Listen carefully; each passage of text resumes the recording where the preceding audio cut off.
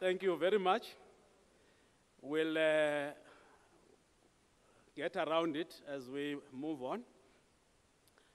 My name is Mandla Nkompe.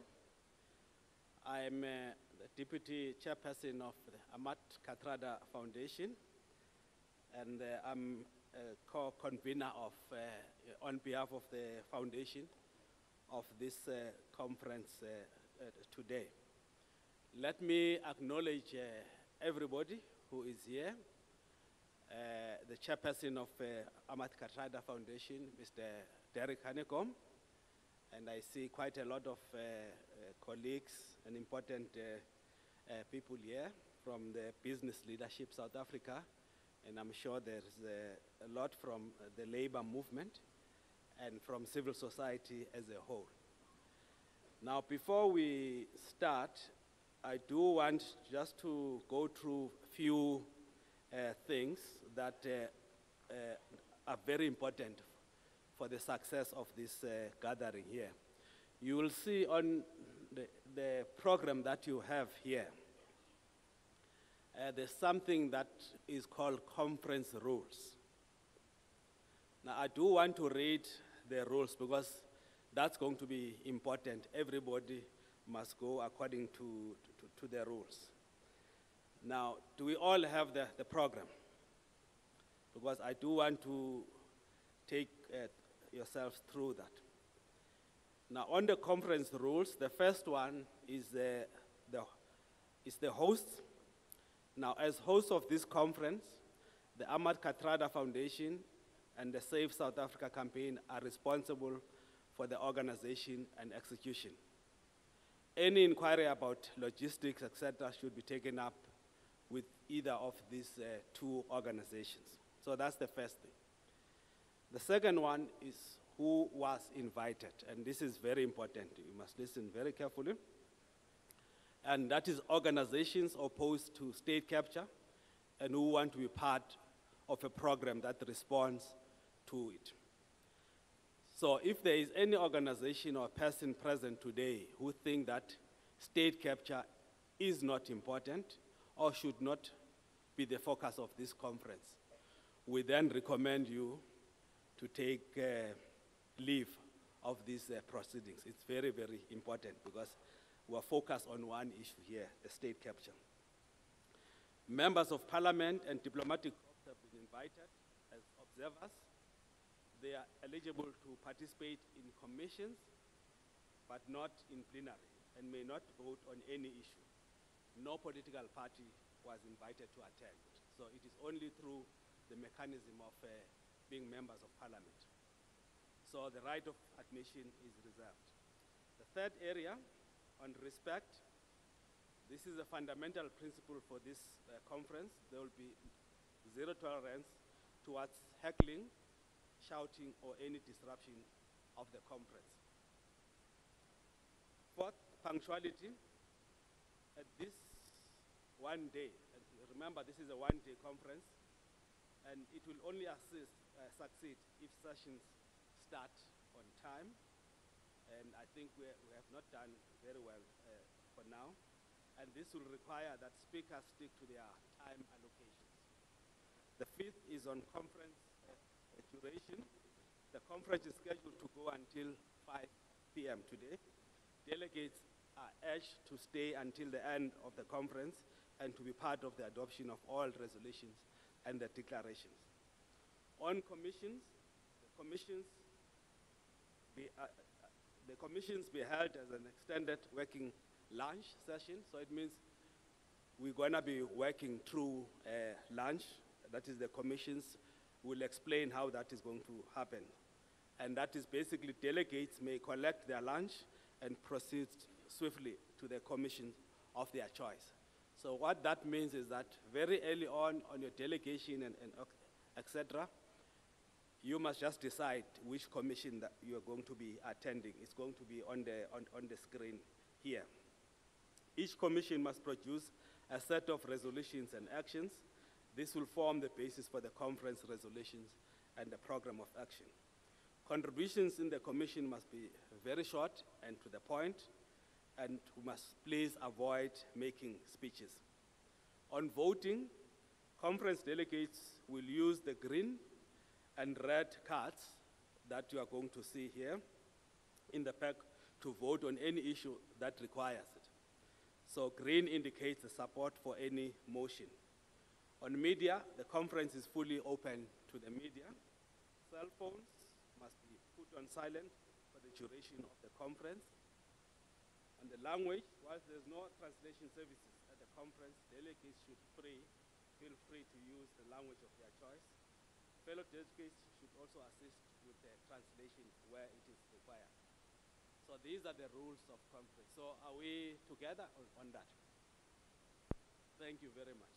So any deviation from these rules will signal trouble.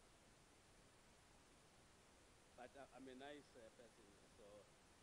Okay, so before we go anywhere then, let me allow just a message of welcome on behalf of the two organizations, that is the Ahmed Kathrada Foundation and Save South Africa. Is Daniela here? Just, yeah, just a quick message of welcoming everybody.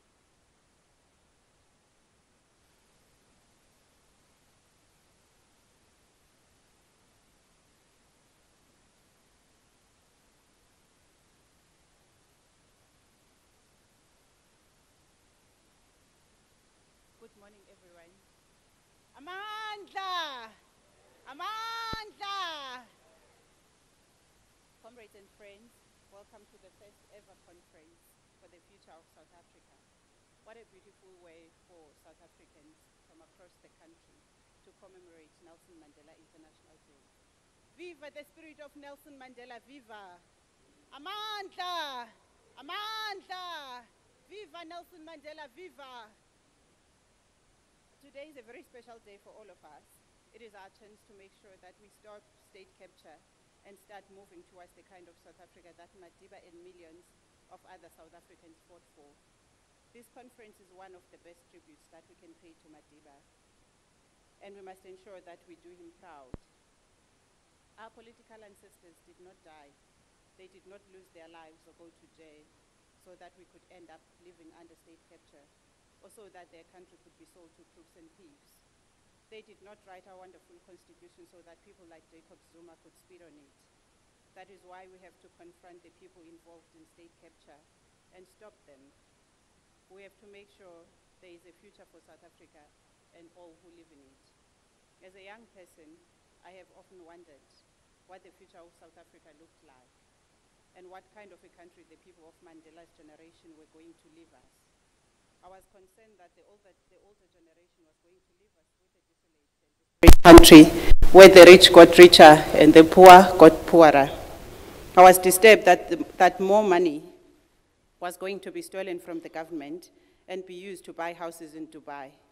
I was afraid that our government had decided that it was no longer the people's government, it was the Gupta's government, and that instead of paying us to buy our country, the Guptas had in fact been paid billions to take it.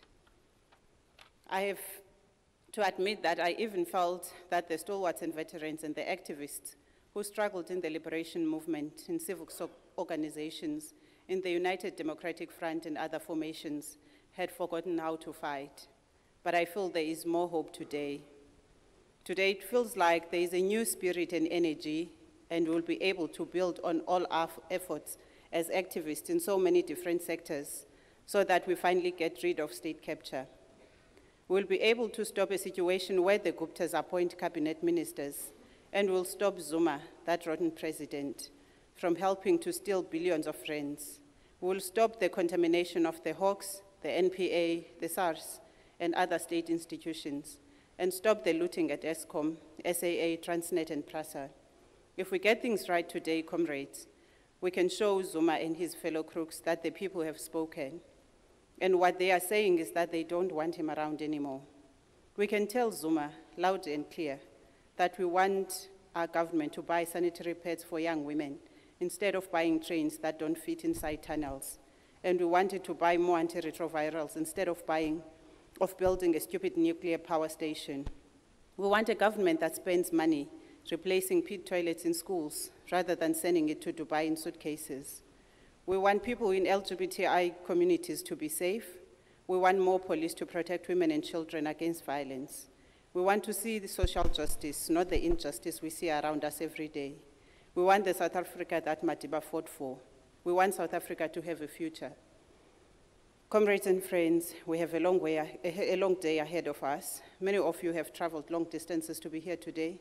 We must make your day worthwhile and get down to work. Once again, on behalf of the Save South Africa campaign and the Ahmed Kathrada Foundation, let me welcome you here.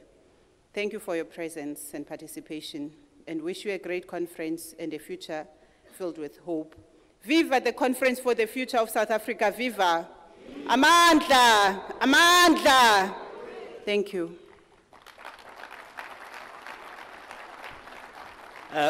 Thank you very much, Vovo.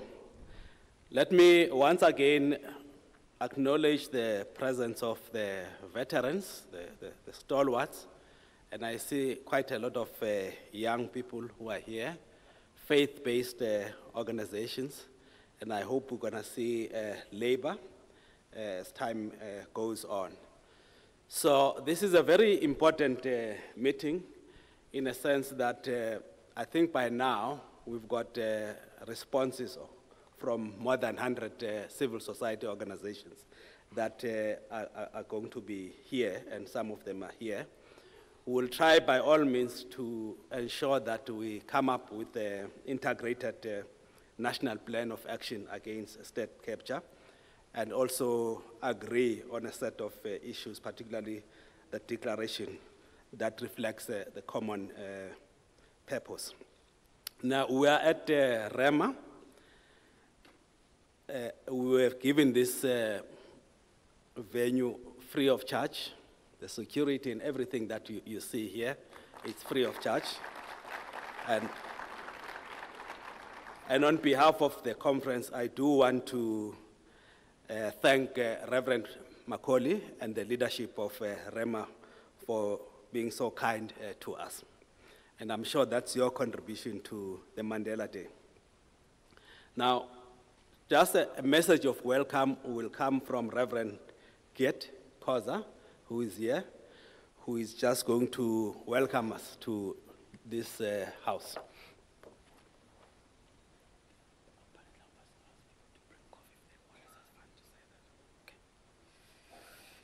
Good morning, good morning.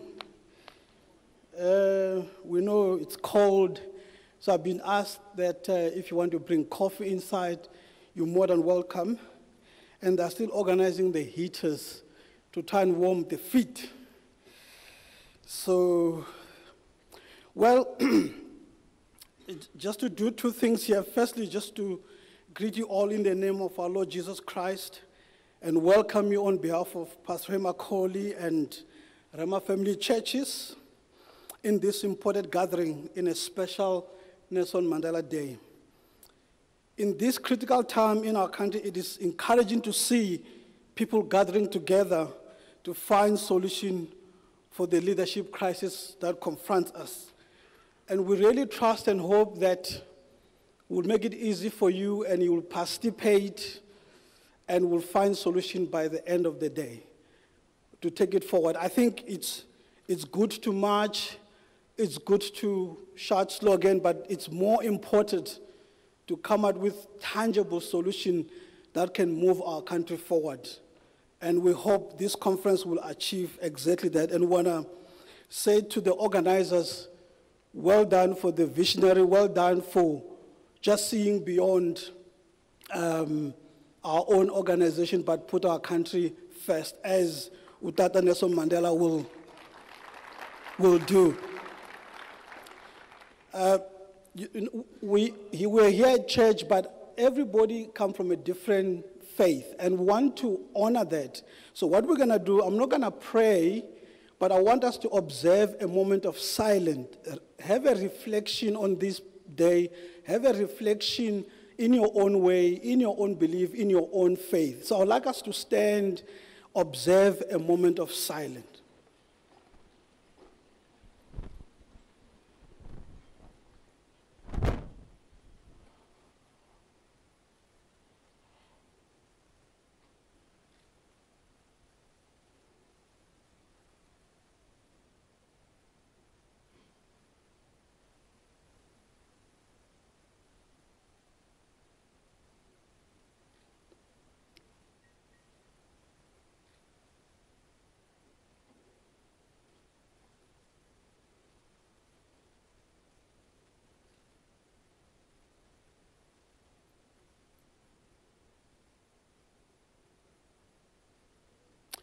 Siabo, thank you so much for honoring that time. And we wish you all, we wish this conference, and we say, God bless South Africa. Thank you so much. Have a great day. Amen. Thank you.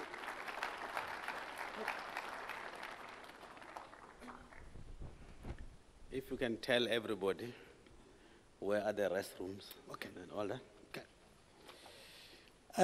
Amaret's room, bathroom, toilets are at the foyers. As you come through the doors, each foyer, both left and right, you will find the bathrooms are there. And then we have coffees in all the foyers. That if you want to come with it, like I've said earlier on, you can bring the coffee in. So have a wonderful day. And the team is sitting there, Tepo and Shamin, to try and help if there are things that you don't, and we have security everywhere. So anybody who's miveb, we're gonna, as Nova Tandazela, we just grab them. Thank you. Thank you very much, Babu Koza. Now the conference starts. And you'll see there we've got 3 categories of people. The first category is what we call the teachers.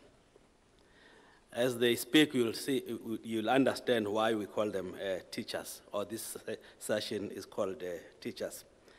We have a second one which is called heroes. And again, these are the people who have had to deal with state capture and suffer for that.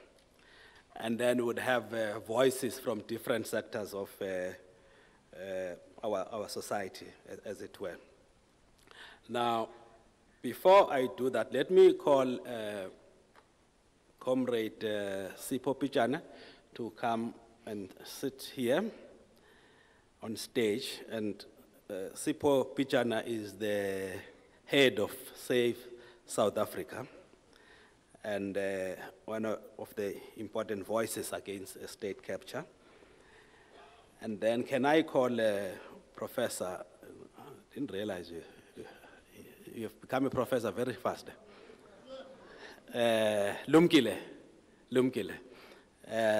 Mondi will, you could come this side. You're going there. Yeah, and the basic thrust of this session here is really to start a discussion on state capture, on how we respond to state capture, and how do we begin to build a just and equal society. And Lumkile will actually unpack this whole issue of state capture, given the work that they've done. So, but I'm going to start, because it's more of a keynote address, by calling on stage, on the mic here, Sipho Pichana, to give us a keynote address. Yeah. And I'm sure he does it very well in 10 minutes. I'll try.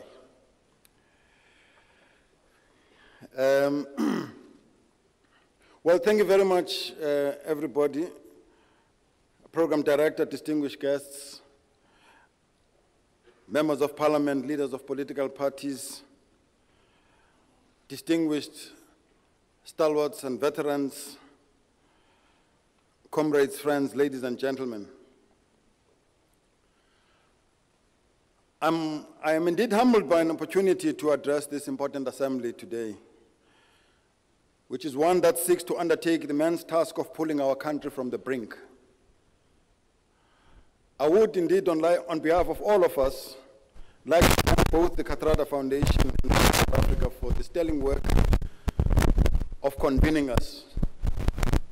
And I'm sure I'm speaking on your behalf in thanking Rhema Bible Church and its leader, Pastor Macaulay, who have opened their doors to enable us to gather in this fashion. Had we known that there was so much capacity here, we would have mobilized to make sure that there are more people than we have presently. And I guess, as we gather here on Nelson Mandela Day, it is appropriate that we ask ourselves a soul-searching question. If we had heeded words of the father of our free and great nation Nelson Mandela, would we be gathered here today to plan how to recapture our democratic state from the hands of rogues and criminals? And I wonder if anyone amongst you remembers the words of Nelson Mandela in his last State of the Nation address in 1999. Just in case you don't, let me remind you what he had to say, and I quote, "Our hope for the future depends on our resolution as a nation in dealing with the scourge of corruption. Success will require an acceptance that in many respects we are a sick society. It is perfectly correct to assert that all this was spawned by apartheid.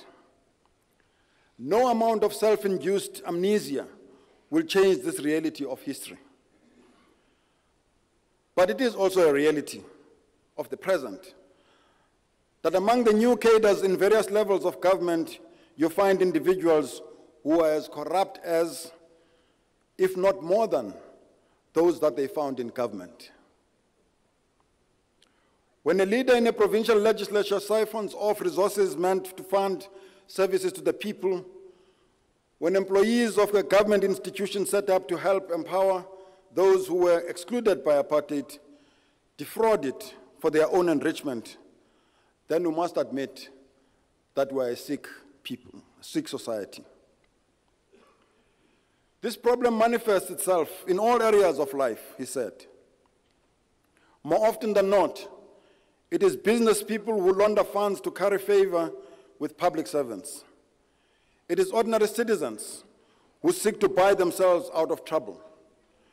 It is strange religious leaders who sing praises to criminals or hoard land acquired by the foul means of apartheid. All of us must work together for our redemption." Close quote. 1999, Nelson Mandela. We did not heed these words. And that is why the threat that Mandela saw quite early in our democratic project has culminated in a criminal merchandise that undermines our very sovereignty and the promise of a fair, just, and equitable democratic order. We're here today because we did not listen. And because of that, we are left lamenting, bemoaning, complaining, and even swearing in desperation at what is increasingly perceived as an unstoppable, powerful, and brazen march of the evil force of corruption. Today we must begin to fundamentally turn the tide against the forces of evil. In the same way that we defeated apartheid through the combined efforts of our people, we must combine our efforts, resources, and energies to maximize our impact and stop state capture. After all, as we will remember, a people united shall never be defeated. Amazingly, here we are, about 400 delegates from around 100 civil society organizations from across the length and breadth of our country, representing millions of people, gathered in one room, with one common purpose, to say no to state capture and rewrite the future of South Africa. When approached by both Save South Africa and Kathrada Foundation, you readily agreed and encouraged us to bring everyone together in this fashion.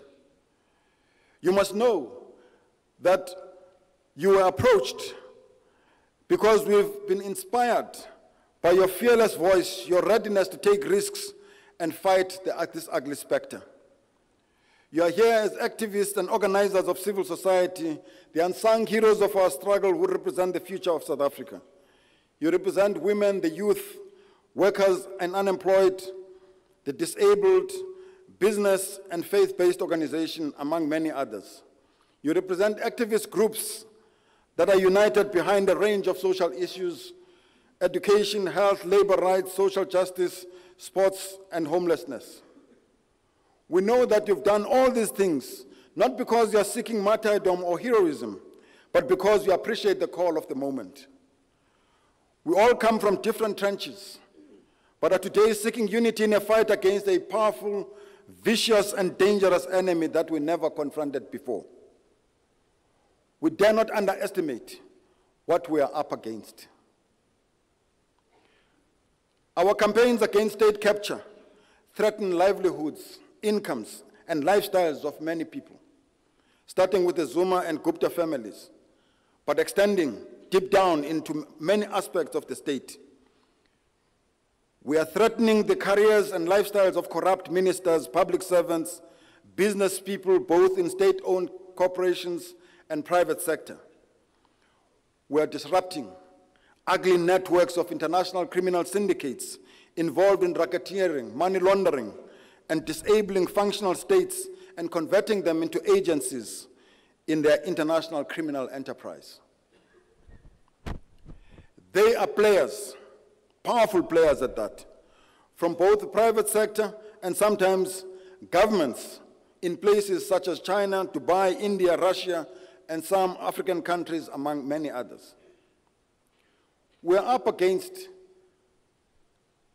a global network of criminals who have turned South Africa into their playground, if you like, an ATM, and who do not like the thought that this is going to come to an end one day. Be under no illusion, they have massive resources, all of it stolen from state and from the poor. They have access to the levers of power. They have their own propaganda television channel, their own black shirts, who threaten our activists and journalists, and their own networks of desperate people who are prepared to do anything to get access to money and power. These are the people that you're confronting. As a result, we're seeing a slide towards low-intensity civil conflict, with assassination of political representatives and very disturbing threats against those who speak out, such as Solly Mapaile and Dr. Makosi Khoza, who is present with us here today. We are seeing the rise of fascist fronts, such as Black First, Land First, and the dirty tricks of Bell Pottinger. To make our tasks even harder, the state capture mafia have destroyed the very aspects of the state that are supposed to protect our freedoms and ensure that we're all safe. The leadership of the police, who are supposed to protect us, have been captured too, leaving us exposed. Crime intelligence is being captured by corrupt elements, and as we already are aware, is slowly being transformed into an apartheid security style security police. Even some in the leadership of the National Prosecuting Authority may have been captured, leaving us unable to charge those committing crimes and see them prosecuted. You know, of course, that one of the chairpersons of state-owned enterprises in Popo Molefe is having to take a government institution to court to carry out its responsibility of prosecuting those who have been involved in crime.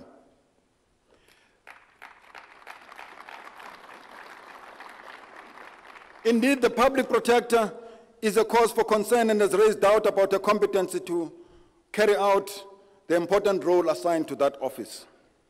It is, I must admit, a massive battle that we're undertaking. But it is one from which we dare not shy away. There is a lot at stake for the people we are uniting against. We are a direct threat to the state capture project, and we must never underestimate this. The more we take back power, the more we roll back state capture, the more desperate they are going to become. We must remain vigilant. We must remain aware, and we must stand united against these threats. In the face of all this intimidation and thuggery, this struggle has already claimed lives. In political violence we're seeing in KZN, Mpumalanga, and other parts of the country. It has also claimed careers, including the SABC 8, who include Suna Venter, may her soul rest in peace, who paid the ultimate price. Praveen Gordon, Mcebisi Jonas, and many others will be mentioned in the course of the proceedings today. You are indeed heroes, our heroes, and we salute you.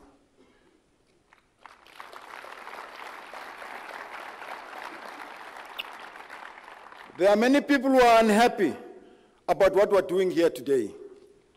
They are threatened by the notion of South Africans taking back power that they are guaranteed in the Constitution.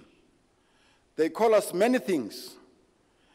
They might demean our work and undermine our activities.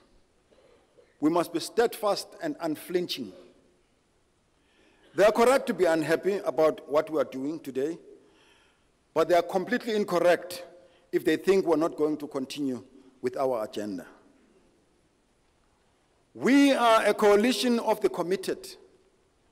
We are a coalition of the inspired and a future of South Africa. Comrades, we have one single focus today, one common purpose, and that is to save South Africa and to plan a new way forward. We have to put to an end state capture, and we must do this once and for all. And it is within our means to do so. We have to recapture South Africa, piece by piece, and restore power back to the people. We have to ensure that South Africa we live in is one that was envisioned in our Constitution, which so many people fought, suffered, and died for. We have to return our state into the hands of the people. And once Zuma is gone, we have to ensure that we are led by leaders with integrity, who respect the Constitution and the rule of law. We have to ensure that the state capture project is stopped in its tracks. We must let it be known that it is, with the overwhelming evidence in the public domain, we are absolutely and bitterly disappointed that law enforcement officers and agencies have not acted against the many implicated in criminal acts. We are indeed grateful to the media for the role that they've played in bringing into light the facts about the extent of state capture that Zuma and his criminal gang have tried so hard to hide from the public. We demand the immediate appointment of a judicial commission of inquiry, as recommended by the public protector, as we believe the information that is in the public domain today is only the tip of an iceberg. We must demand the dismissal and jailing of all those found to be involved in these corrupt activities. It is absolutely urgent that the credibility of the criminal justice system and all institutions that are crucial in the fight against corruption is restored. It starts with transparency around the appointment of people to head these institutions. Dave Lewis tells me that in their scrutiny of criteria for appointment of commissioner of police, it is easier to become a commissioner of police than to be a police constable. We have to fight to protect the independence of the judiciary and the integrity of Chapter 9 institutions, and guard against the capture of the Independent Electoral Commission, just when we are about to have the most fiercely contested election in 2019. There can be no sustainable economic recovery with an untrustworthy leadership in the Treasury. It's not possible.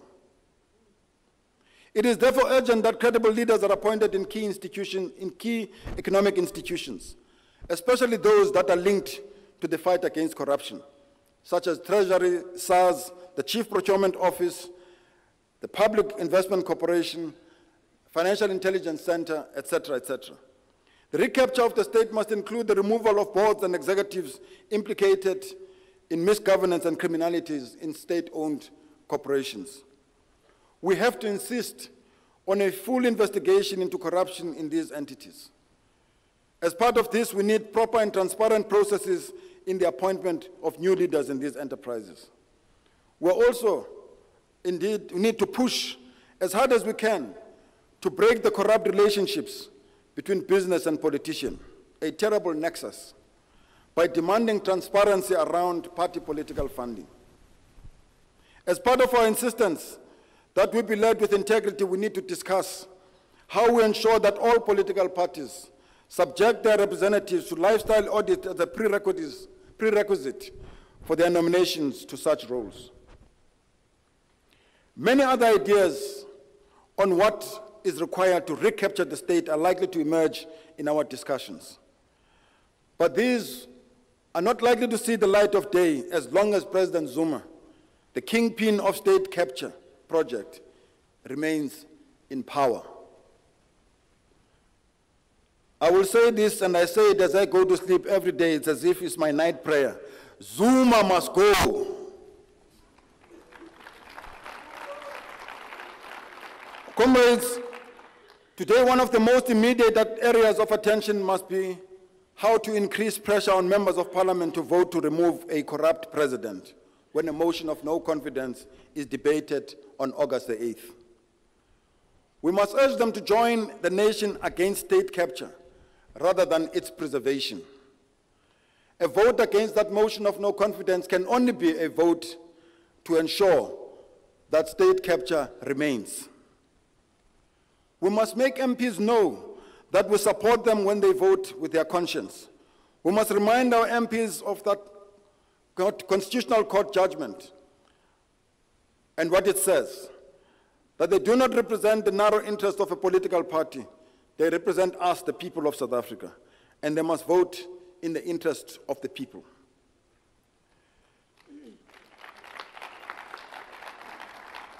The vote on the 8th of August is about the country and not the party. And we must develop a united set of actions to ensure that MPs know this. We must show them without hesitation what the people of South Africa want and need. We must discuss how we demonstrate our support. A number of petitions have been initiated, marches have been proposed, letters are being written to MPs, among other efforts. What else do we need to do to improve the prospects of success for the motion? We must reflect on this to ensure that maximum impact on the 8th of August is realized. Above and beyond motion of no confidence, we must look at ways to stop state capture and recapture the state. We must focus on the Integrity Six-Pack that has been drafted by the conference organizers, as well as the declaration for the future of South Africa, and ensure it meets the needs of the people. That means keeping our eyes on the longer-term objectives, which are to address the socio-economic issues that divide us, such as poverty, hunger, inequality, racism, patriarchy, sexism, and other forms of discrimination. Am I beyond my time? You want me to wrap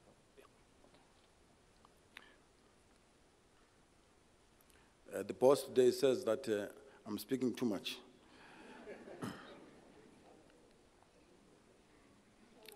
Okay, let me quickly try and wrap up. And so today you may find yourself alongside someone whose worldview or class orientation is fundamentally different from yours. The person next to you may be a trade unionist from a different federation from yours, or a business person who represents monopoly capital. I didn't talk about the color of monopoly capital. It may be an activist who is campaigning against some of the causes you believe in. It may be someone from a different faith-based group to yours, or somebody with a different ideological orientation. My earnest plea, comrades, is that you put these differences aside today and focus on what our common cause is, because we cannot afford to fail. We have one shot at this, and we must do what we can to make it work. We need to strive for common ground, agree whatever possible on common action, and build day by day on the consensus that we've found. Because as I said earlier, only then can we truly think about shaping a future South Africa. Let me conclude and say many of you have traveled long distances to be here, to make your own contribution to the future of our country. Some of you are dyed-in-wool activists who have trod this path before. Some are political veterans who have seen these kinds of struggles played out before. Some of you were active underground and others above ground formations in the United Democratic Front, and yet many more have experience in mobilizing in the post-apartheid struggles. We are here today not to relaunch a united democratic front, but to build a common platform in whatever form it can manifest.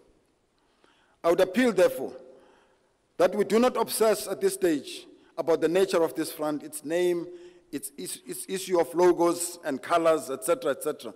We do not have time for that. The shape of whatever coordinating structure may be formed is important, as is the question of representativity. We need all hands on deck, and we need to ensure that women and young people are at the forefront of what we do.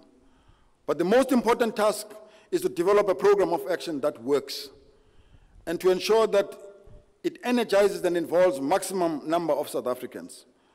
We must use the momentum from this conference to set the tone for political and social discourse in each and every community. We must spread the work. Everywhere I go, people want to know what they should do to support these efforts. We must have an answer for them so that we as a nation are all engaged. To draw on the language of the 80s, we must mobilize, not mourn. Each one of us must teach one. And an injury to all is an injury to all. As we do so, we should continually aim to redefine power relations between people and the state, and between the people and political parties. We must build people's power day after day after day. We must ensure that our words and actions redefine South Africa's political agenda, so that by the time our people vote again in 2019, it is our agenda, the people's agenda, that defines political parties, what political parties stand for, who they elect as leaders, and how their representatives carry their mandate. We have made many mistakes as a nation since we fought for liberation. We have written a constitution that did not envisage the sort of corrupt leadership we have today. We have entrusted untrustworthy people with power. We have allowed the gains of liberation to be stolen away. Today, we are going to stop that.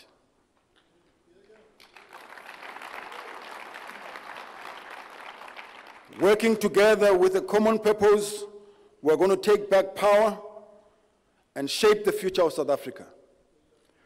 We are going to restore power to the people, and in that, comrades, we definitely cannot afford to fail, because a people united can never be defeated. Amandla!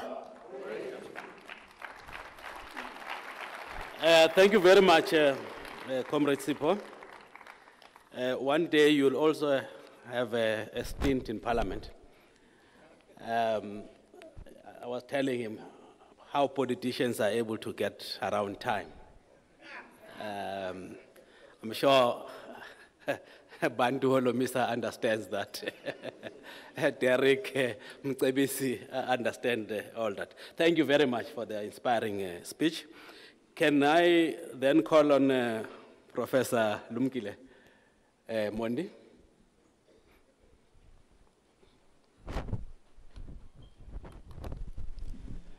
To all the leadership of the civic movement in South Africa, to the veterans and academics that are here, ladies and gentlemen, good morning. I'm here representing a team led by Mark Swelling from Stellenbosch, Harun Barod from UCT, as well as Avo Chempkin from in the University of Witwatersrand, where I am employed. What I'm going to present here is a reflection on our understanding as academics of how state capture has manifested itself. It is important for us to remember that the dawn of democracy in 1994 delivered a promise that united all South Africans.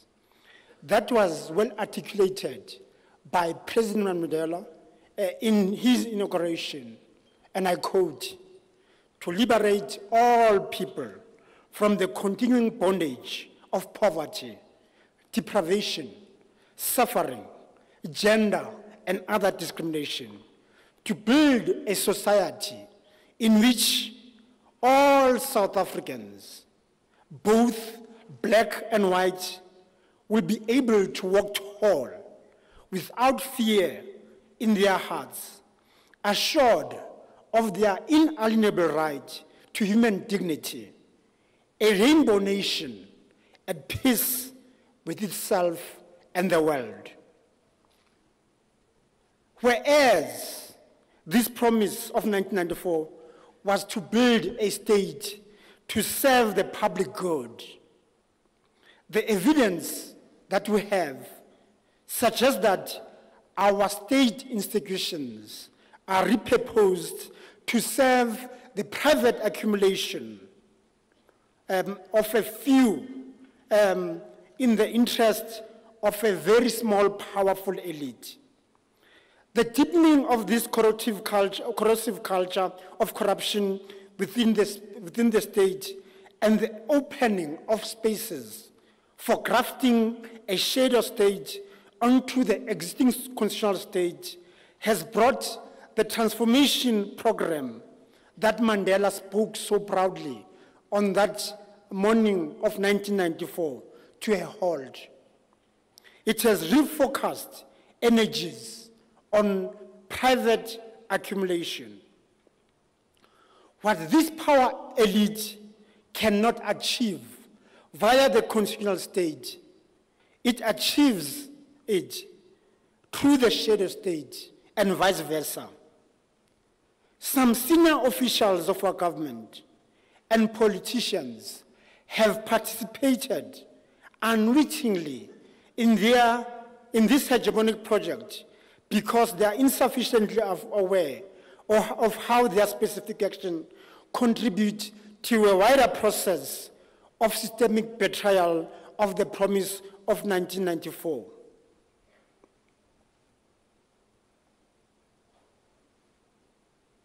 This power elite started, in essence, as early as 2010, when the Minister of Finance, Malusi Kigaba, was appointed as the Minister of Public Enterprise. He sought out to systematically shuffle or reshuffle all the boards of state-owned enterprise in pursuit of this shadow state agenda. More importantly, we saw the boards of ESCOM, of PRASA, and very other institutions being changed in pursuit of this agenda by these forces. Of importance is that procurement has been used as the center of that. Mr. Pikana has spoken clearly about how, for example, we're able to buy trains that necessarily couldn't fit within our tunnels through that procurement system. But also, we know very, very well about how the Gupta family worked very closely with the current Minister of Minerals Resources on the Tegeta transaction, getting on a plane to Switzerland to meet Ivan Tansberg of Glencore to get that assets in cahoots with ESCOM. What is very, very important is that we need to understand that this cannot continue happening. It is no secret that one of Zuma's top priorities is to ensure that the nuclear deal with the Russians is finalized, ignoring for the moment the obviously important issues that this is the most expensive form of power available. It is arguable, therefore, that alternative energy futures are at the heart of the South African political crisis. According to the CSIR, in 2016, the price of renewable energy was 66 cents per kilowatt per hour over the life cycle, compared to coal, which was R1.03 to 100 to 120 a kilowatt per hour.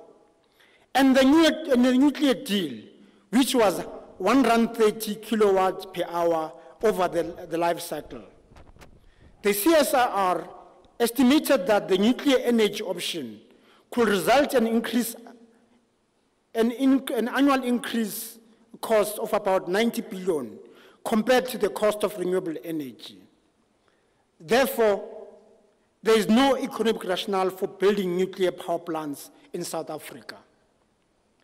When the Minister of Finance released last week his 14-point plan and presented how he was about to capitalize these state-owned institutions, which have been repurposed and used to milk our country. This, with some of us, see that as part of a continuation of this looting of our state resources. Therefore, when you listen to the Minister of Finance talking about this support, you wonder why, given the cost that I've shared around the nuclear program, that there's a continuous push to put it through Parliament and ensure that the procurement takes place. We must understand the politics of the power elite around Zuma in that context of a corrupt and captured state. The political party he heads is ideologically committed to radical socio-economic transformation, which is to be achieved in part by using government procurement spend to favor black businesses. This, in turn, is the cornerstone of a strategy to displace the traditional corporates who have hitherto done little to increase gross domestic investment. However, this ideology of radical economic social transformation must the repurposing of state institutions to enrich this narrow power elite. This sets the context for understanding Gigaba's statements after he took office in April 2017. He made that very clear that he's committed to radical economic transformation. And more importantly, now that he has control over the national treasury, that power elite has got more power to continue with the project of rent-seeking. A key condition of success is a compliant African National Congress. Extracting a flow of funds via a state shadow network, such as during PRASA, makes it possible to keep the ANC going, but as a giant political Ponzi scheme that legitimates what is going on by denying the existence and salience of a shadow state. The politicization of procurement as means of radical economic transformation frequently results in the subversion of service delivery mandate. Inequality, poverty, marginalization of our people continues. Therefore, in recent years, there's also been a purge of professional public servants and the repurposing of administration away from their constitutional legislative mandate. We're all aware that this morning Mr. Magwaza has left an institution such as SASA. So these are all indication of how desperate this power elite and the state capture continues to loot our state, or at least plans to do that. Development in an unequal society cannot work without the allocation of beneficial rents. What matters for us today is whether the rent management system is corrupted by clientelistic and patronage network or not. Once it is corrupted, a process sets in that can lead to the hollowing out of the state, endemic conflict, and economic collapse, while an elite led by President Zuma enriches itself. This cannot be allowed to happen. I thank you.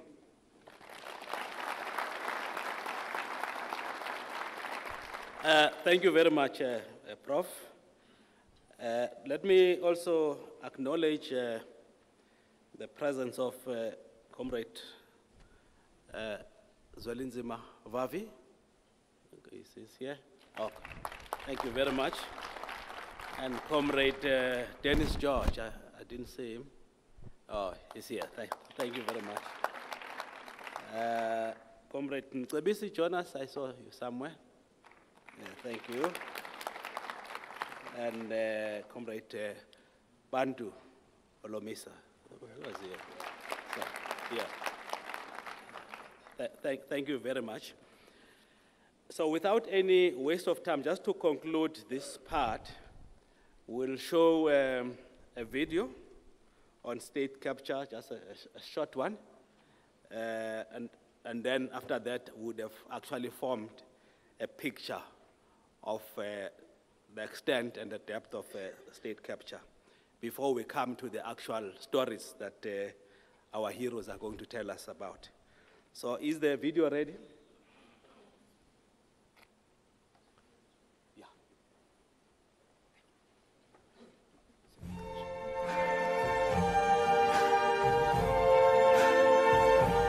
I see trees of green,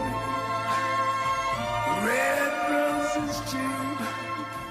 I see them bloom for me and you. And I think to myself, what a wonderful world.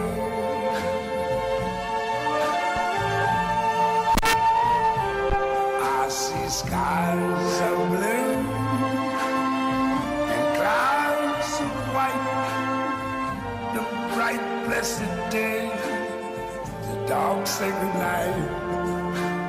And I think to myself, what a wonderful world.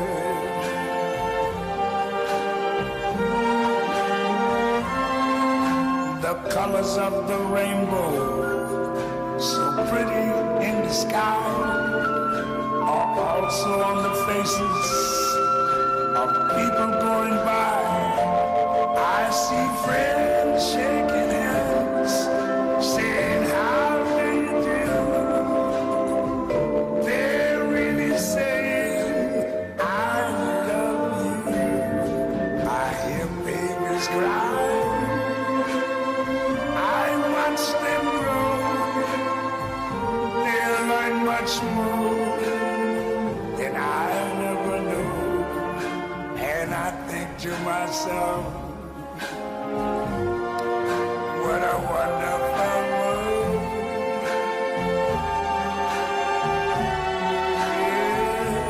Yes, I think to myself, what a wonderful world.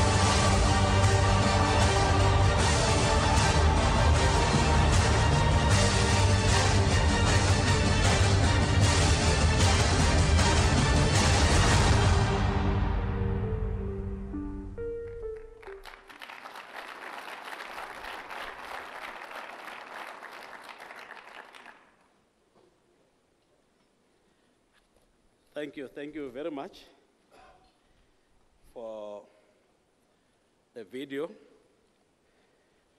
as well as the sound. The first piece there by Louis Armstrong wraps everything very nice. That points to what I call the majesty of the blues. Now let me acknowledge Pastor Rhema Church, who is with us here. Thank you very much. Now, we are at a point where we are going to be dealing with specific stories that are going to be told by quite a range of people. But before doing that, I do want to acknowledge all the people who have played roles like heroes, etc. I'm not sure whether they are at the screen there, but from the so-called SARS rogue unit. Mr. Ivan Pillay, I'm not sure whether he's here.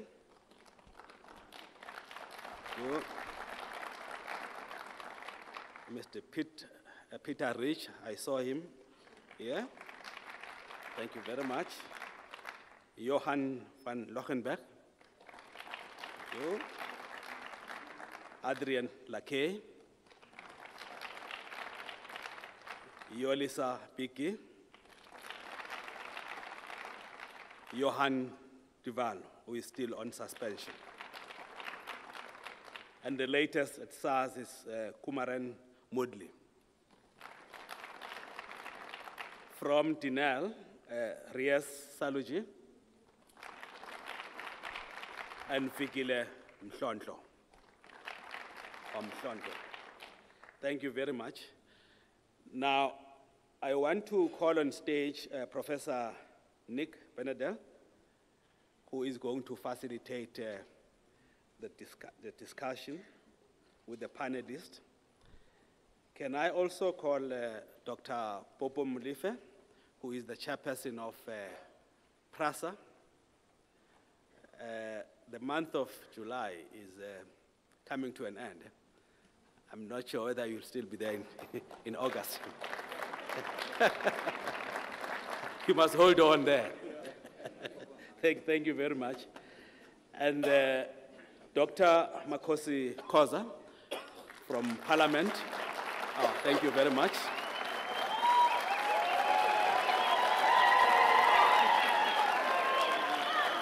Thank you very much. And Peter Rich. Yes. So the colleagues will spend the rest of up to 45, 15 minutes, and I'm going to, the facilitator of the panel discussion is Professor Nick Bedelden from Gibbs University of Pretoria in Johannesburg. Thank you.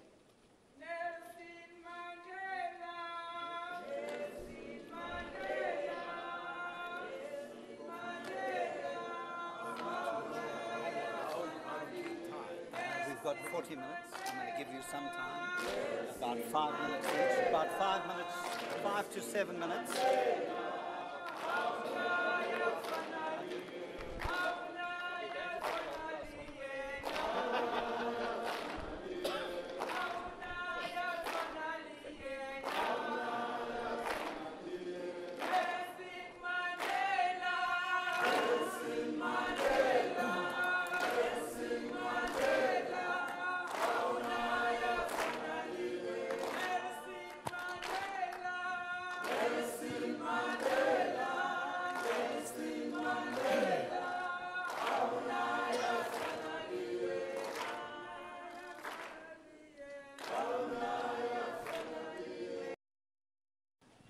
Right, thank you very much. Good morning, comrades, friends. It's good to be with you on this Johannesburg cold winter morning, but I think our conversations are going to keep us warm. It's a pleasure for me to welcome three very distinguished South Africans. I happen to know all of them. It's a pleasure to have you with us. You saw the names of many people who have spoken out, but we're privileged today to have three people who represent very different experiences, but nevertheless extraordinary experiences in the last while. I was thinking as I came in that, in fact, we can acknowledge these and other heroes now publicly because we are a democracy, because we can speak out, and because we can recognize their courage in taking the stand that they have. So I'd like to start by asking you to please warmly welcome them.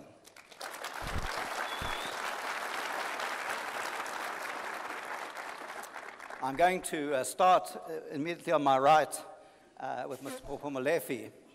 Of course, some of you younger may not know all of his background, and I'm not going to go through it now, other than to say he was one of the stalwarts in the UDF, was Premier of Northwest Province, and at the moment is still, for a few more days, the chairman of PRASA. PRASA has occupied the news in many different ways, and he has played a critical role as chairman of fighting against the actions that were taken and ensuring that the correct legal process, which he's still pursuing, is fulfilled. So I'm going to give the floor to each of them to tell their story for a few minutes. We've got about 40 minutes or so. So maybe 10 minutes per person, and just to share what they would like to about how they've got to this point and where things are. Popo. Thank you. Is it okay? It's not working. Thank you very much, Professor Nick Beneda. It's good to be with you again. Nick, when I was sitting down there, I almost walked out of this room, because I thought I was being attacked, told that I bought very tall trains that were involved in graft to finance political parties and so on. But I was persuaded by my comrade to stay. Now, thank you very much, comrades Outer and then the Save South Africa and the Ahmed Kathrada Foundation, for inviting us. It's the first time that people call me a hero. I'm not used to that. We have been called fakes of stalwarts and veterans. People call us fakes. Let me briefly talk about PRASA. It's important that we understand the importance of an organization called PRASA.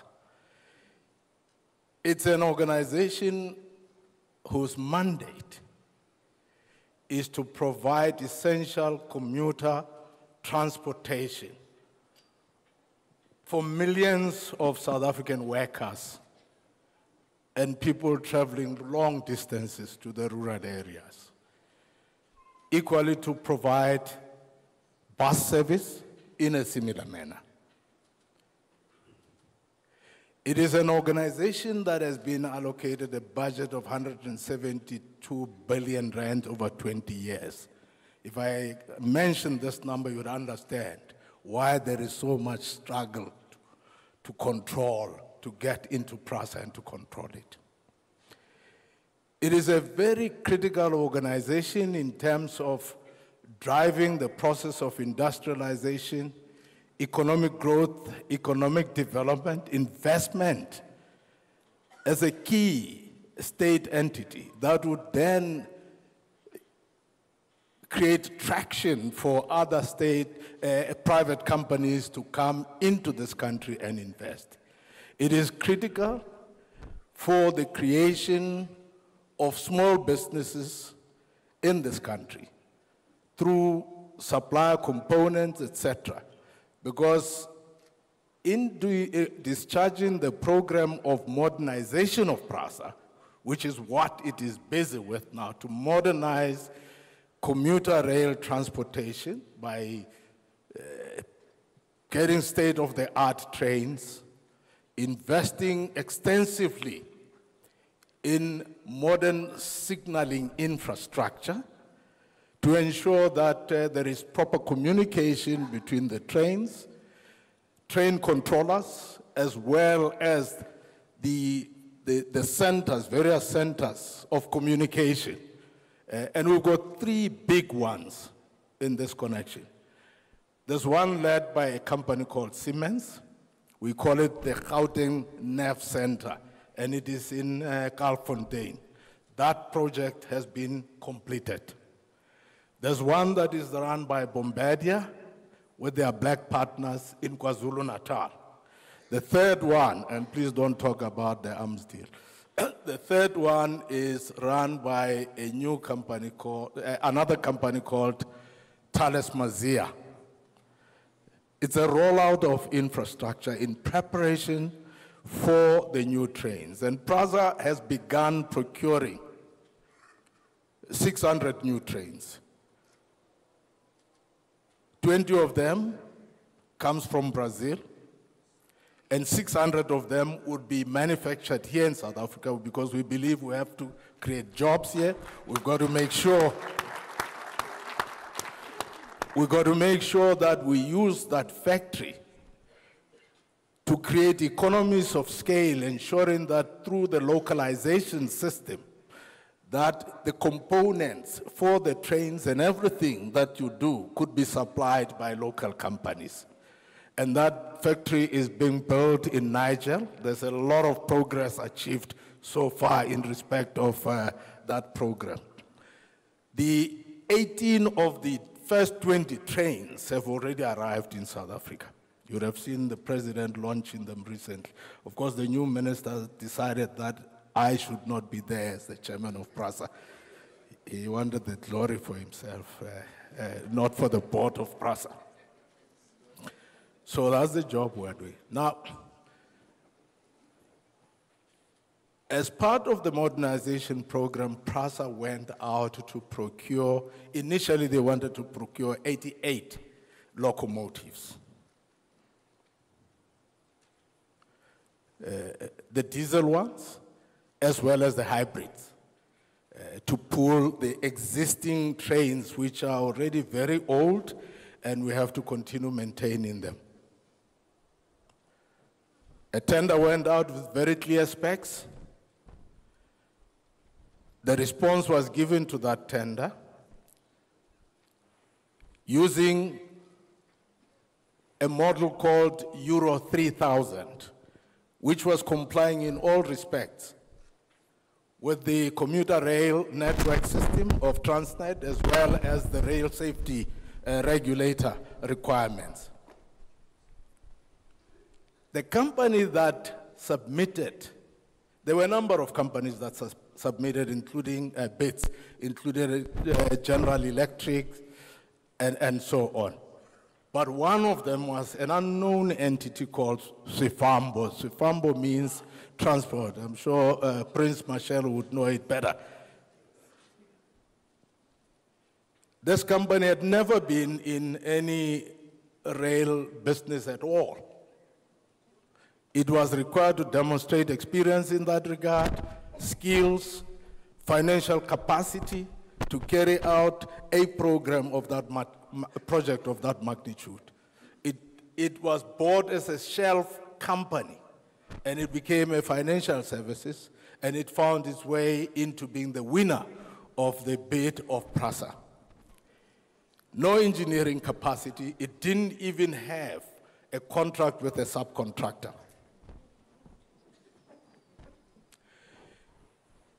When finally, and by the way, the tender required that it be a lease of these trains. But when they submitted their bid, they also submitted the bid to sell the locomotives, not trains, locomotives, to PRASA. The supplier of these locomotives is a company called Voslo, based in Spain. It became a partner with Sifambo, but the contract was only signed after Sifambo was allocated the contract. The subcontracting arrangement between the two was only after the contract was submitted, was signed with Sifambo. Sifambo was also required to provide a performance bond of 10% of the cost of the locomotives.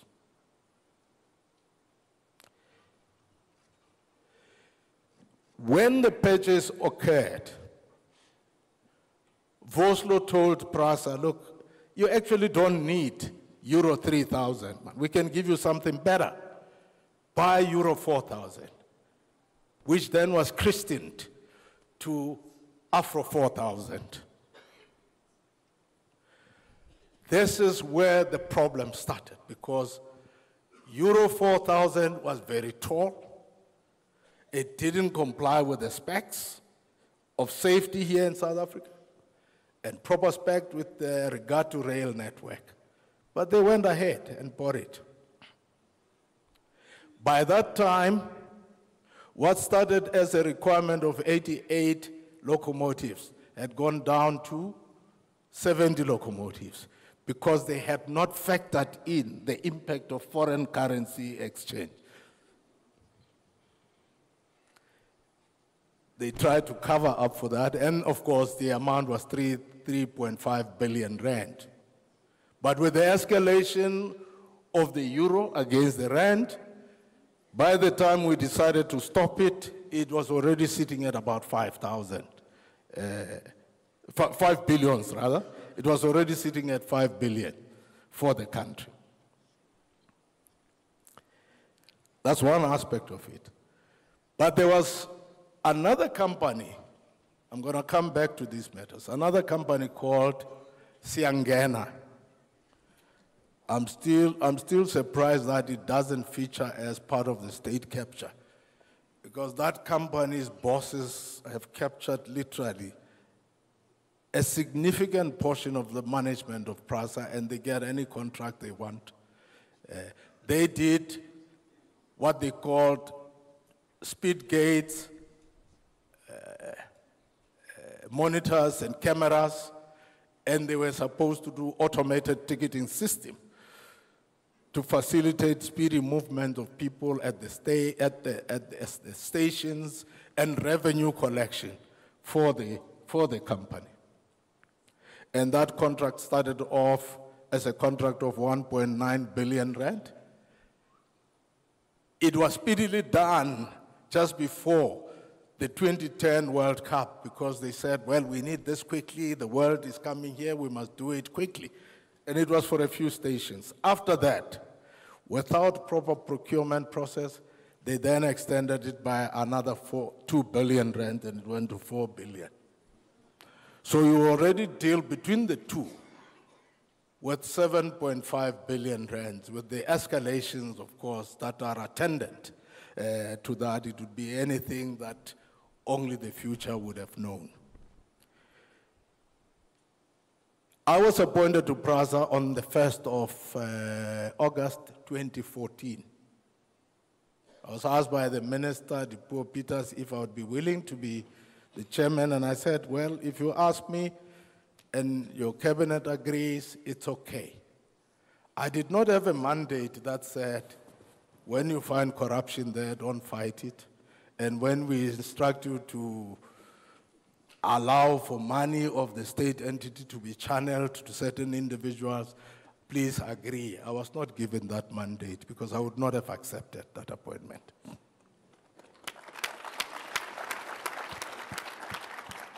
So when I got in there, I started realizing that things were not going well. I thought the CEO had just enormous powers. And I said to him, you are a nice young man, very intelligent, but I think you make many mistakes. And it is so because you seem to have worked with people who never showed you your errors when you committed errors. I want you and I to work differently now going forward. I don't want to dig into the past. I want us to work differently. I did not know about all these problems of the Swifambo and the train, the signaling systems, the speed gates and so on. I didn't know anything. Then one evening in November, I see on TV that the public protector is making a statement that she's investigating PRASA. We had never been told by anybody. I then demanded to see the interim report of the public protector. I could not get it until only in March 2015.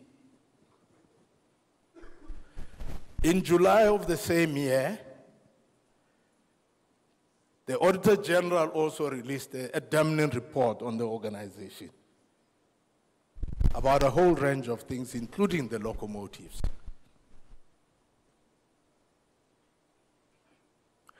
We decided to cooperate with the public protector to make sure that further investigation take place into this organization.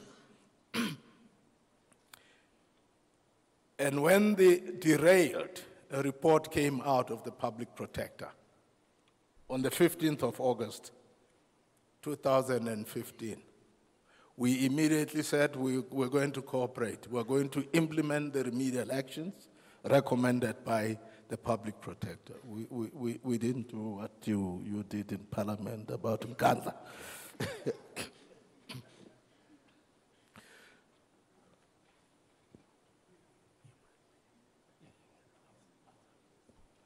Is he saying I'm too long? But he's saying it very nicely. So 2 more minutes. So that's the picture, but there are many more things that I would have said. I wish we don't have it. But the long and short of it, we understood our mandate to being that one of protecting the interests of the commuters whose purpose we're supposed to serve and protect the taxpayers' money. And that's why we went ahead with these investigations. Throughout, we were harassed by members of parliament about the investigations. They said, no, why do you do it? Why don't you leave it to the special investigating unit, a captured entity? Why don't you use other things? Why do you appoint a private company to investigate? So we're harassed throughout. We're told that we are spending too much time and too much money. As you recall, the minister at one point said we must stop it, and I refused. I said it's not going to stop, because we've got fiduciary duties as well to make sure that we protect the interests of the company and the interests of the taxpayer. We are at the point at which now we have 2 major cases in court. Well, one has already been won. Is the one of the locomotives. That contract has been cancelled. But by the time it got cancelled,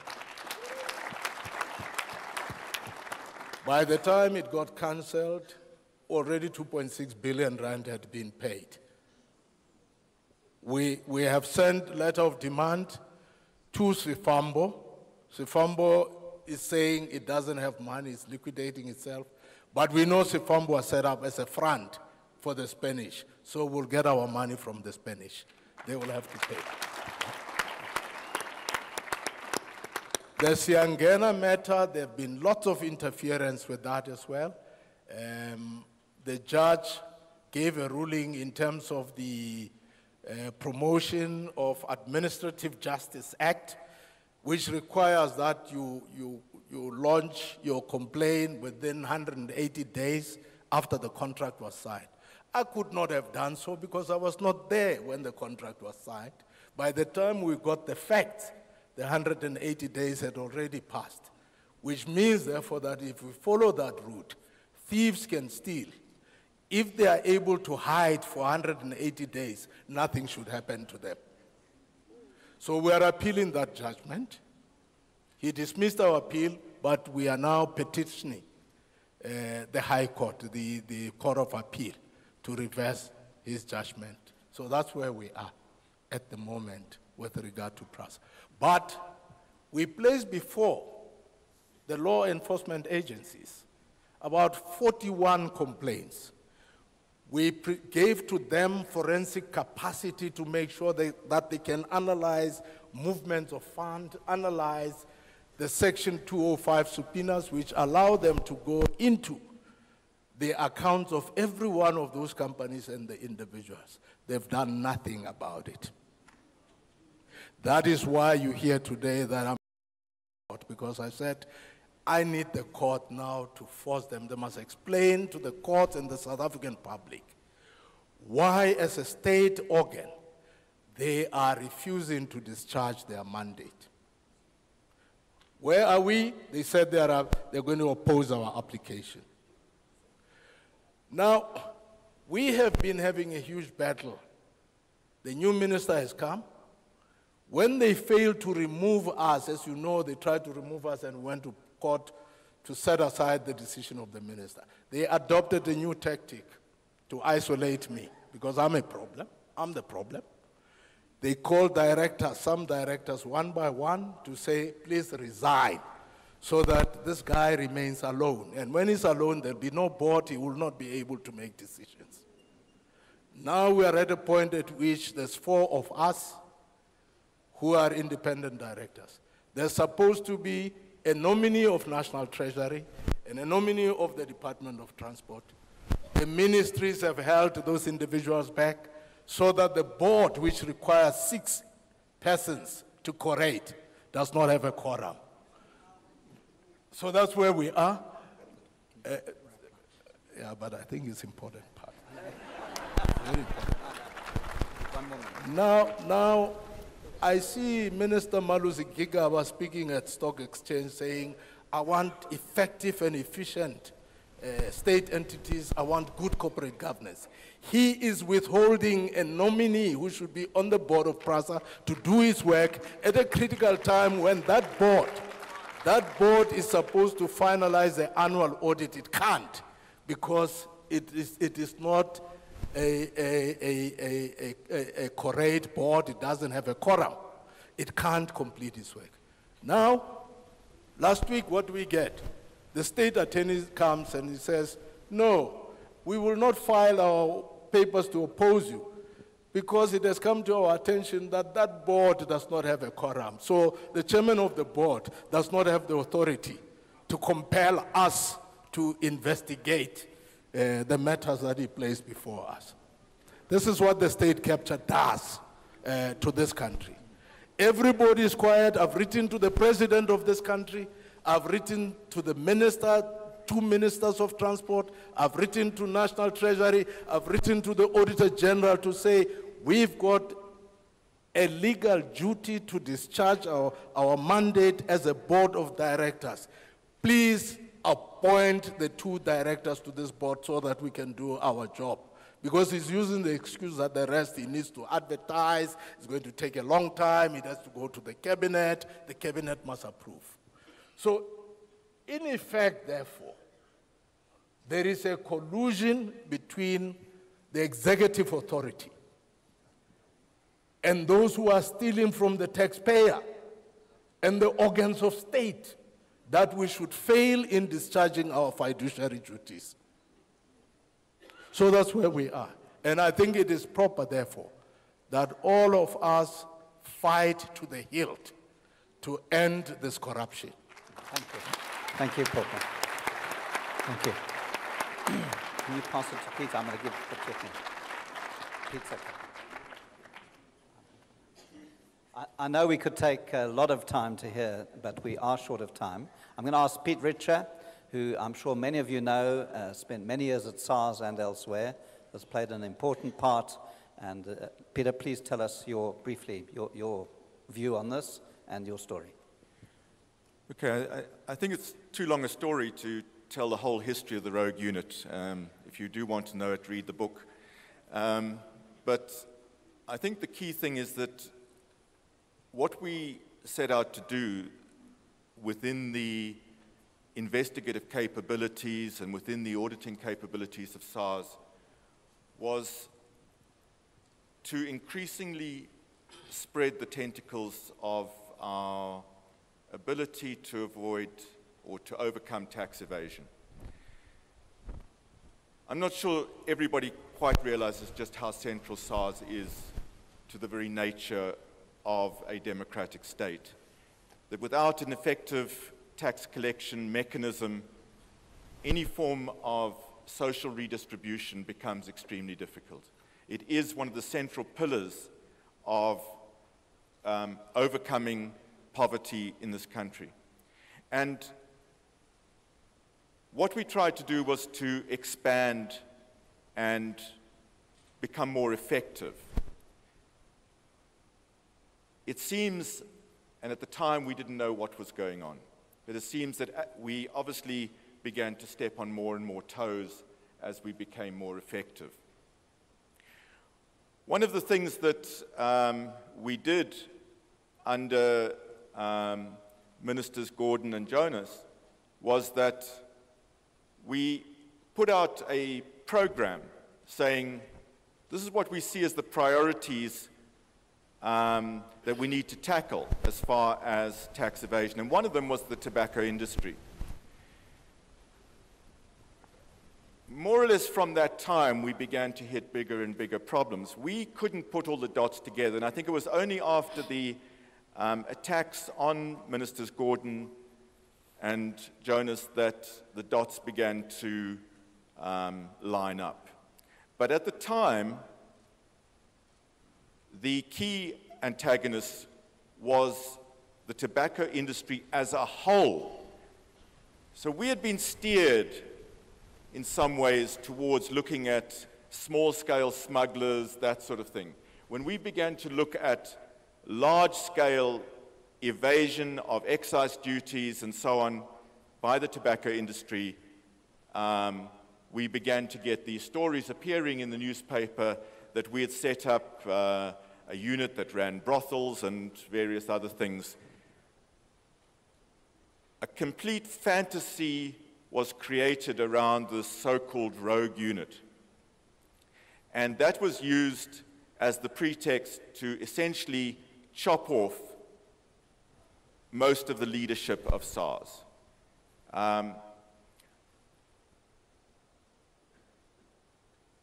But in that, I think what comes out in that, and it's the 2 points I would just like to make, is that when we talk about state capture, first, not all public servants are captured. You'll probably find that the vast majority of public servants are actually trying to do a decent job. And many of them are scared, and I think what is critical is that we encourage increasing whistleblowing by public servants about the state capture, and that we support those who whistleblow. Don't be distracted by smear tactics that will try to smear the whistleblowers. That's exactly what happened in our case. There was an attempt to create a complete fantasy which one of our major newspapers, which seems to have also been captured at the time, bought into. And they ran for months this increasingly salacious stories about this so-called unit, and thus any attempt by us to defend ourselves was neutralized. So, not all public servants are captured. And those, we need to encourage them to whistleblow, and we need to defend those who whistleblow. The second thing is that state capture is not just the Guptas. As we saw, the tobacco industry, for example, and it's just an example, has over decades made inroads into our state. And the Guptas are only a small piece of that picture. So we mustn't think that dealing with the Guptas alone is going to end the story of state capture. We need to deal with state capture in its totality, not just single parts of it.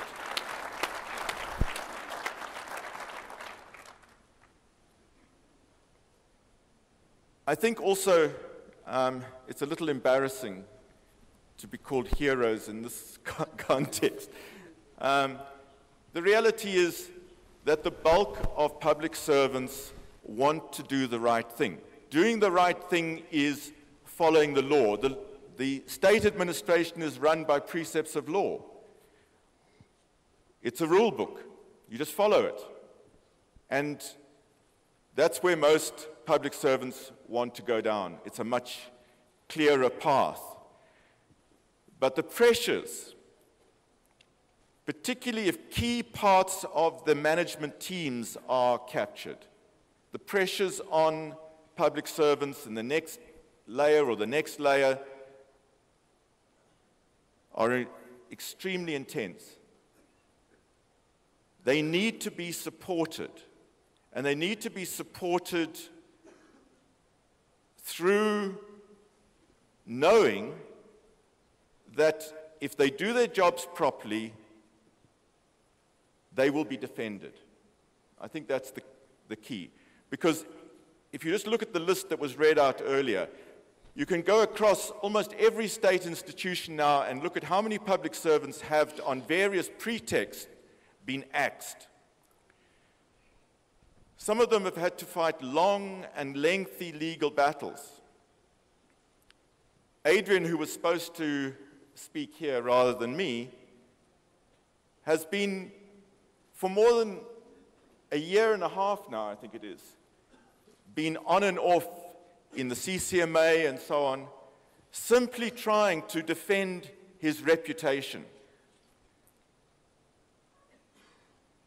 This is what honest public servants are up against, and it requires, I think, a very broad support base to defend the honest public servant. Thank you.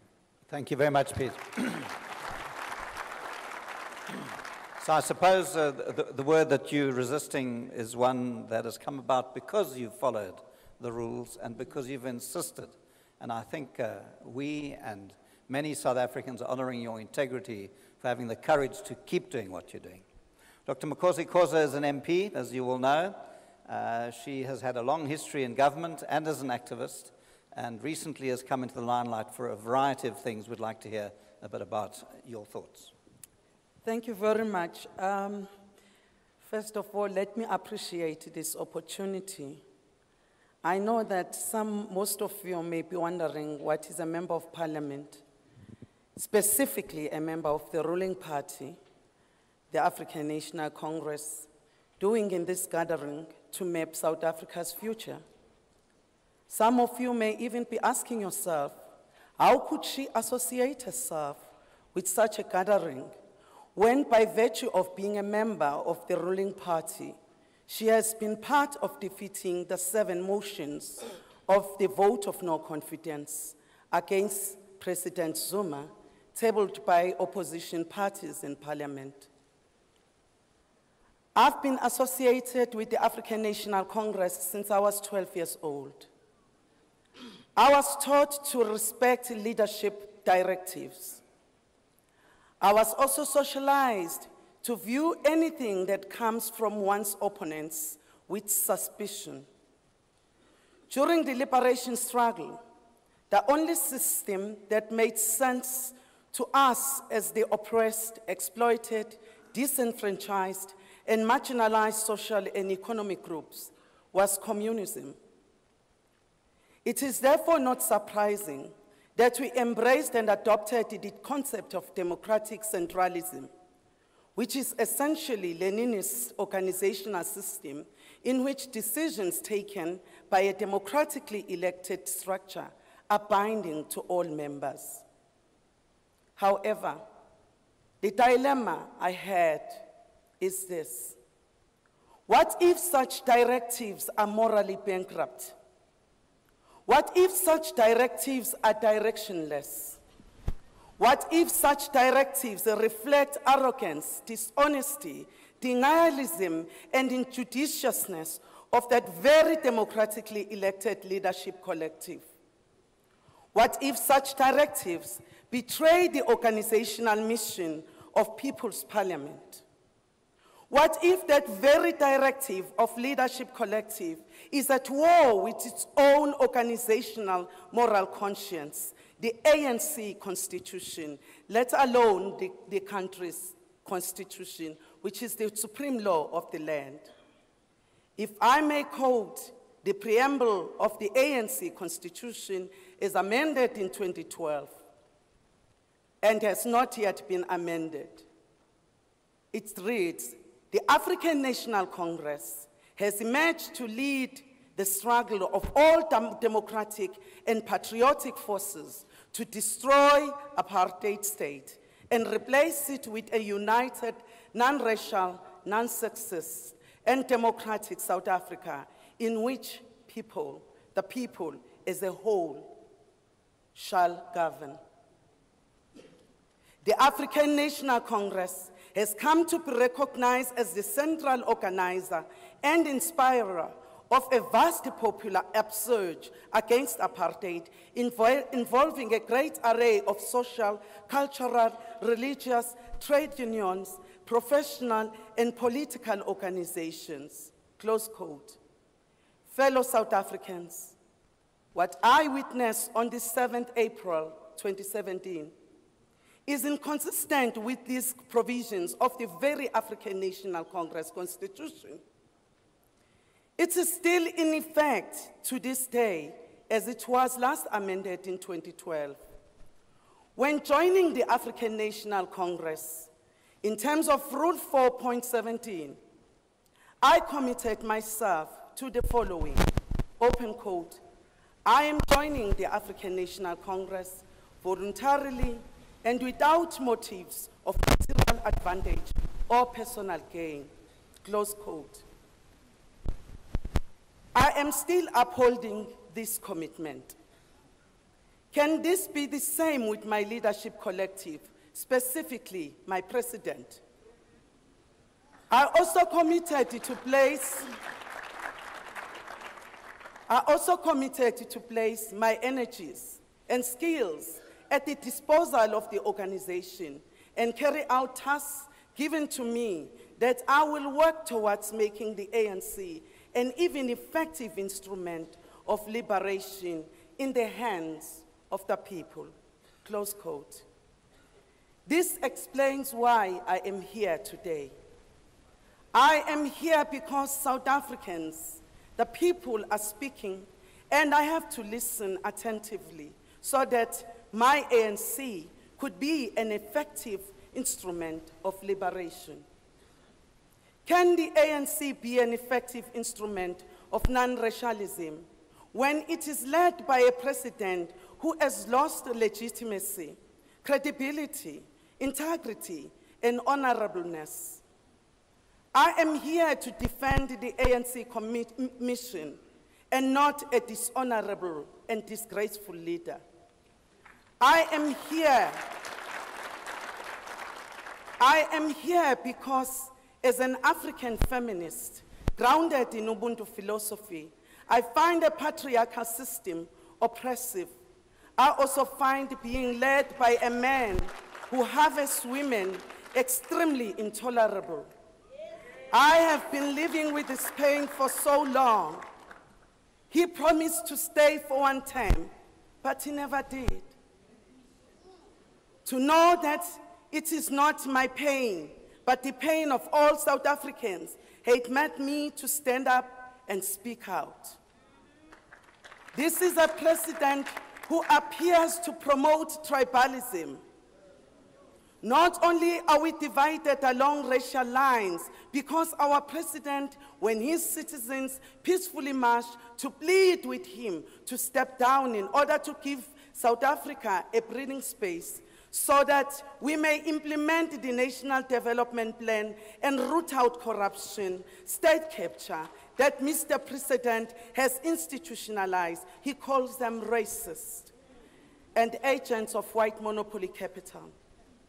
This is a president when black intellectuals express their views, he does not agree with them. He sarcastically labels them clever blacks. I'm a black. I am clever, I am smart, I am educated, and therefore there is absolutely nothing wrong with that.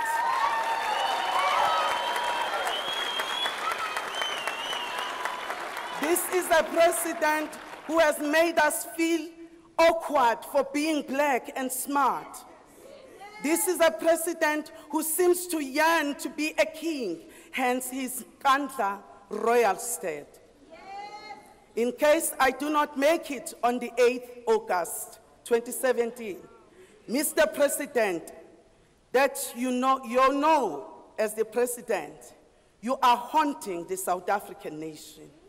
Please, Mr. President, step down and respect those who elected you.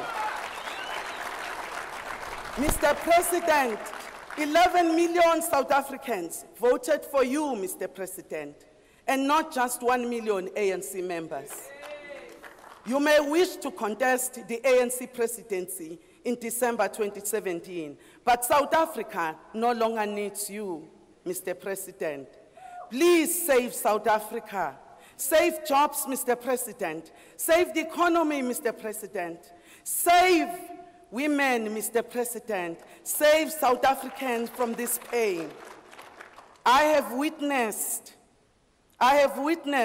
that violence against women has reached intolerable levels.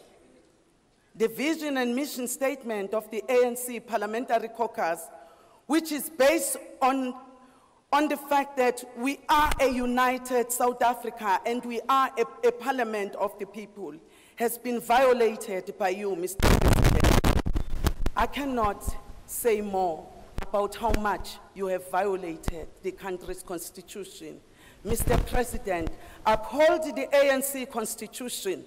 Mr. President, uphold the country's constitution. Step aside and let moral and ethical leaders lead this country to a prosperous path.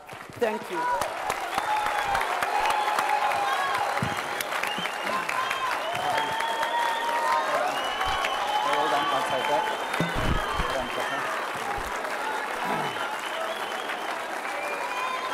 Yeah, we go. Thank you very much to the panel. Thank you. Well done, fantastic. Under your blood and alive.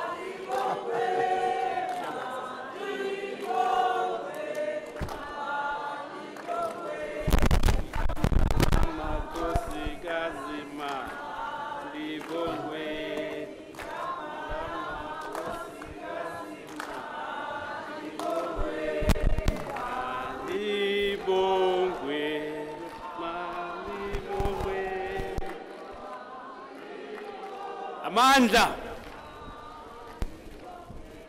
Amanda. Thank you very much, Comrade Nick, Dr. Koza, Mr. Rich, and Dr. Popo Mulefe for educating us, getting to understand what's happening. So, we are going to move very fast and tighten up quite a number of things. The one appeal that I have is that we appeal that people must stay right through. Because firstly, we would want at the end to get every organization that is here to come on stage and take a picture. But what is important also is that we must be part of the resolutions and the declarations that are coming out of this meeting. So this one is going to be difficult, but yet isn't. And that's basically the different sectors. I saw not Neil Coleman, an old friend of mine, his younger brother. Not Keith Coleman. There are a lot of, where is Coleman? I saw Colin Coleman, yeah, I saw somewhere. Thank you very much. So can I call on stage? So it's just 3 minutes each. And the basic question that has to be asked is what should be done to act against state capture? And also, what is it that you intend doing as a sector? But I will start off by calling Pastor Ray Macaulay, who will speak also on behalf of the NRLC.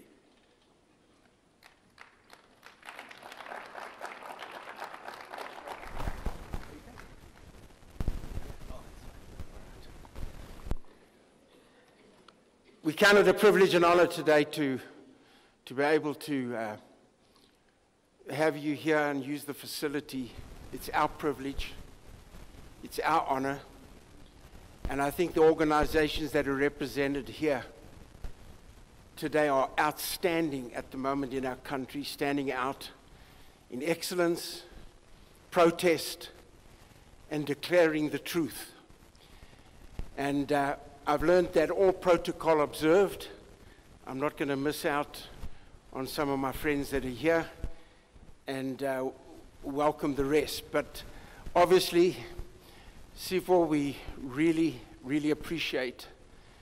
And you and Mark and the organization lead South Africa. I've got a speech prepared here which I will not go through because I think in a matter of time, you said 3 minutes. And the late Elizabeth Taylor, the actress, said to her 8 husbands, "I won't keep you long." So I promise you I won't keep you long this morning. I know there's many others that are coming. But one thing stuck in my mind, and I have such a passion right now for the religious leaders of our country and that which we represent today, to make sure that our voice is heard, to make sure that we stand up and proclaim and say what we believe is right.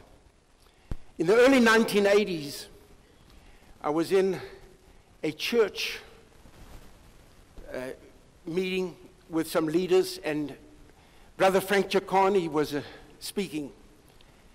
And he made this statement, and I've never forgotten it from that day. He said that the church, and today we incorporate and say religious leaders, should not follow politicians, but that politicians should follow the religious leaders. And I think that the values that our former President Mandela stood for, the sacrifices that he made, and the fact that he could not be bought while in prison, stood as an example to all of us. And today we need to make those values more clear, brighter, stronger, and to form alliances. In the 70s, the church thought that if they formed an alliance with other religions, I'm talking now generally speaking, that we were selling the church down the river. Many people objected that. I'll never forget, we went to the Communist Party, and me and Professor Haynes represented the church leaders. And we were sitting there, and I was very nervous because those days Roy Gewaar was the first thing that came into your mind, and I thought, phew, I'm here in the Communist Party. Can you imagine what's going to happen if I'm not careful? And we had all these people. Now, let's have a little bit of sense of humor this morning, too. But I was sitting there, and I said to Professor Haynes, I said, the people we represent and some of the church leaders, they're absolutely opposed to this meeting. And I'll never forget, we started the meeting, and the late leadership of the what's his name? Slovo. Sorry, Joe Slovo, was sitting there looking at us. And as we went on, we were getting more nervous and louder. He said this to me. He said, "Stop." So I thought, yeah, it comes now. And he said, "Why didn't you open in prayer?" I said, "Excuse me?" Joe Slovo, "What do you mean open in prayer?" He said, "Well, we do." And I looked at him and I said, "But you're the Communist Party." And he said, "No, we practice the Sermon on the Mount. You just preach it."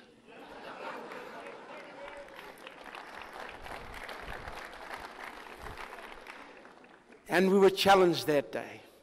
And so we're honored to form an alliance with you.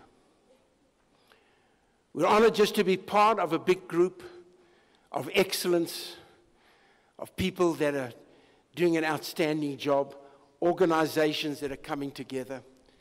And I think it's going to escalate. I have the same sense right now as we did before the transformation of our country and the new government came into place, that we are going to get through this, that we are going to overcome. This country is resilient. The people of South Africa are resilient. And that we will get to the other side. And I want to encourage all of us today that we need to just continue to keep focused, to keep united, and to act out what we believe. And our president, late President Mandela, wasn't perfect. He wasn't getting 10 out of 10 in life in every area.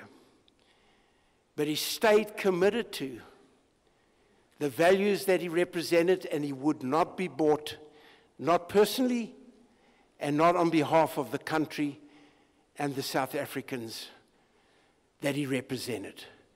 So what I want to say to you all today is, thank you for giving us the privilege of hosting this day with the organization's representative. We appreciate you very much, and we really believe that this is the beginning of something that's going to take place in our country, that's going to bring change, that we can see a new president, new leaders, and a new country. Thank you, God bless you, thank you. Thank you. We thank you, Father Macaulay, for giving us the venue and the good message that you are giving us. Now, without any waste of time, there is a video that we prepared it's a message from the South African Council of Churches, from Bishop Mpumlwane. Is the video here?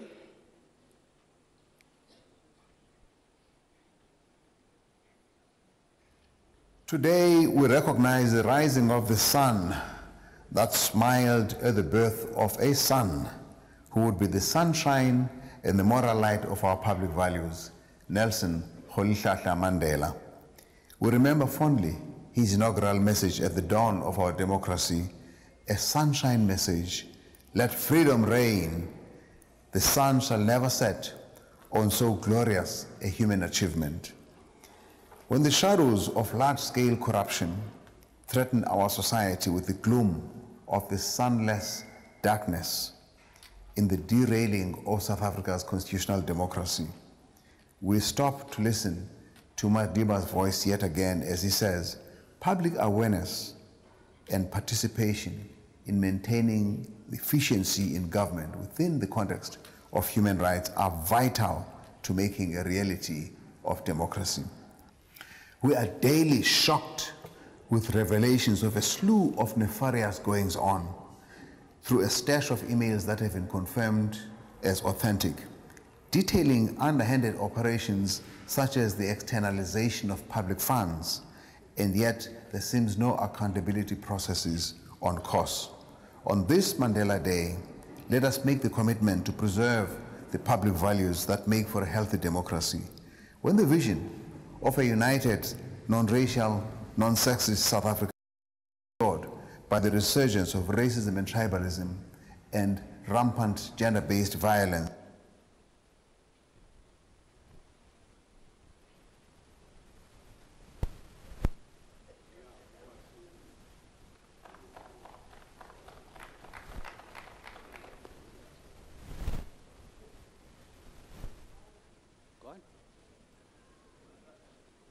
Is that it? Okay. I'm sorry that I hope. as you meet to reflect as civil society formations and the religious sectors and trade unions. Corruption maintained by a patronage system under the current administration steals from the poor. Reports on state capture and a number of other corrupt behaviors are now in the public domain. We cannot ignore these for the sake of the poor, particularly the poorest of the poor.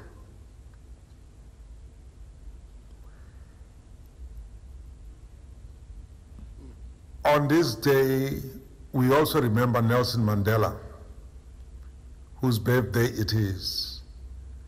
Madiba was a principled, courageous, and non-corrupt leader. It is high time that the ordinary citizens in South Africa emulate these values and principles and speak out and speak up against corruption and a patronage system that steals from them. I'm grateful that the NGOs, religious sectors, trade unions, and others have called this conference and summit to urge South Africans to ensure that their resources, their future, is not sold at the altar of corruption and by those who do not care for the poorest of the poor. I wish to also add, not only as the Anglican Archbishop of Cape Town, but as the chairperson of the National Church Leaders Consultation,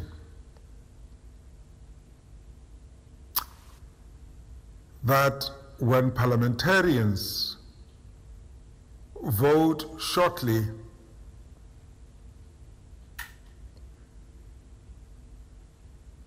that they should have the poor in mind, that they should have the constitutional ideals and values in mind,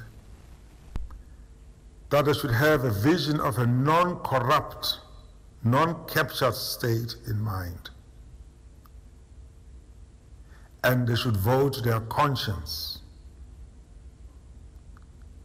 South Africa is not broken. South Africa needs courageous, value-based leaders who could take us out of the current situation that we find ourselves, which this current administration is unable to lead us out of. So good luck and God bless as you urge South Africans to do the right things for the right reasons.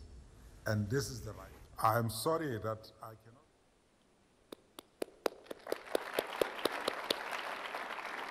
Thank you very much. Can I call on stage Mr. Dennis George from FEDUSA to have his 3 minutes.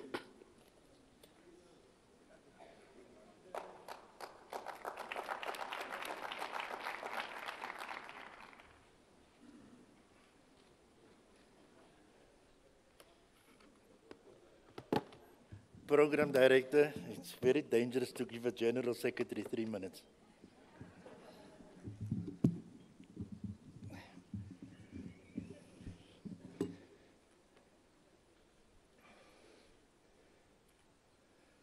Some of you don't know, this is the church where I worship at. My spiritual leader is Pastor Rhema Church. Pastor Ray, God is still going to use you mightily. And your message this morning is well received in the prophetic word. Leadership here this morning, 3 minutes is short, so I can't go into detail to greet each and every one of you individually, but all protocol observed. My special greetings to you, and we wish to extend our sincere thanks to extending an invitation to FEDUSA to be part of this conference. The social partners, leaders, organized labor, and business met with President Jacob Zuma at the Union Buildings some time ago. And it was agreed at that meeting that former Minister Pravin Gordhan and assisted by Deputy Minister Jonas will coordinate the work on behalf of the social partners in NEDLAC as Team South Africa. Part of our mandate that we received at the meeting was that 50 of South Africa's biggest companies would subscribe shares to the value of 1.5 billion rand to establish a fund to support small businesses and to support township economy. Number two, 1 million young people would be placed in employment and internship over a period of 3 years. And number three, Team South Africa should address the issues relating to the sovereign credit downgrade through joint international roadshows. The first roadshow took place, and Minister Pravin Gordhan and Jonas and the leaders of the three federations, Kusatu, Fedusa, and Naktu. In those days, SAFTU was not established yet. We were invited to this international roadshow to London, to Boston, and to New York in 2016. That was the time when the voices were going around to say that South Africa will be downgraded if we don't address certain structural issues in our economy. On the follow-up International Investor Roadshow early in 2000, on the 28th of March 2017, I explained to the minister that I can't travel with them on the Sunday evening, but I will join them the Monday in London. 6 o'clock the morning, I received a phone call from Minister Pravin Gordhan, and he explained to me that he received an SMS from the presidency. And this SMS is just very short and sweet. It says that the international roadshow have been cancelled by President Zuma, and the entire delegation of business, labor, and government must return back. Minister Pravin Gordhan explained to us, look, he's going to speak to the ANC to say, look, this is going to be a serious embarrassment because all the appointments have been set up with these rating agencies and investors. And it is fine if he will come back to South Africa. He thought maybe the president was after him alone. But the president was after everybody. Business, labor, and government. Anyway, but I was lucky because I didn't got onto the plane yet. I then thought, look, maybe he's just pulling my leg. Let me phone Deputy President Cyril Ramaphosa to check if this thing is true.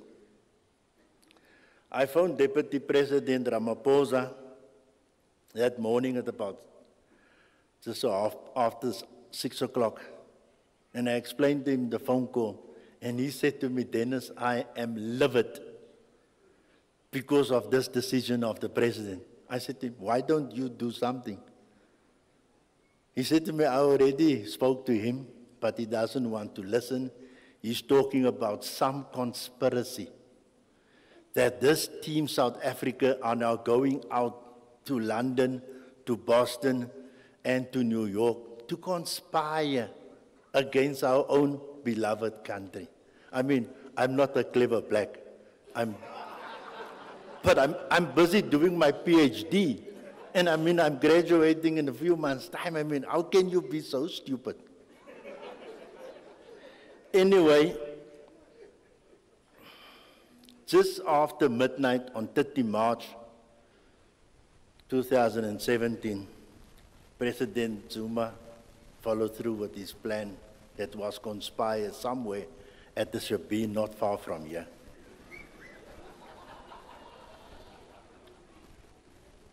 On the 4th of April 2017, Standard & Poor downgraded South Africa to sub-investment grade, or as the people in the media say, junk grade. I mean, I think we've got a junk president. On 7 April 2017, Finch became the second major ratings agency to downgrade the country to junk status. On the 9th of June 2017, Moody's downgraded the long-term insurer and senior unsecured bonds to also junk. They argued and said, this is what they were arguing, they said, the massive cabinet reshuffle shortly after midnight put policy certainty at risk. Number two, the weakened state-owned companies, as so eloquently was explained to former Premier from Northwest, Popo Molefe, about state-owned companies. You know, even my own members, the airline pilots that flies for SAA, they were questioned by the Hawks. They said, no, somebody is going to sabotage SAA planes, and when a black pilot will fly the plane will crash. Can you believe the nonsense of the Hawks? I picked up the phone, I phoned them, I said to him, you must remember one thing today. We will deal with you in your personal capacity. We will bankrupt you after we finish, so you better do your work. I'm told I must finish. The other point is this, two more points, colleagues. Slower progress in structural reforms. It is important that we must implement the National Development Plan. The plan is not perfect. It does not have industrialization in the plan, but let us implement something. We can, at the meantime, still negotiate and set up a small team to deal with the industrial issues at the same time. The other thing is, and the colleague from SARS spoke so eloquently about the credibility of SARS. You know, SARS must collect the money. So colleagues, from our side, as FEDUSA, we are committed to work with you. We believe our country has a bright future. We've got the best constitution. Let us rebuild our institutions. Let us take hands between labor and business and community and our churches to build a new South Africa that Mandela is going to be proud of. Thank you very much. Thank you very much, Mr. George. Mr. Comrade Vavi.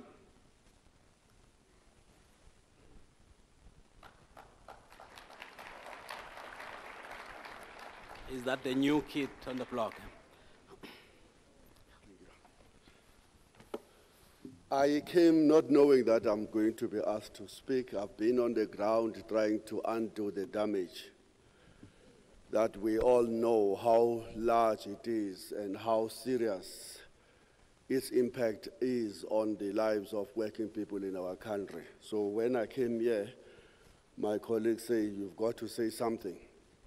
We sent you some messages yesterday, and I said, what messages? I was in Duncan Village and in East London, just watching over what is going through and what our people have to go through, and on the ground, the devastating impact of poverty, unemployment, and the face of inequalities that they represent.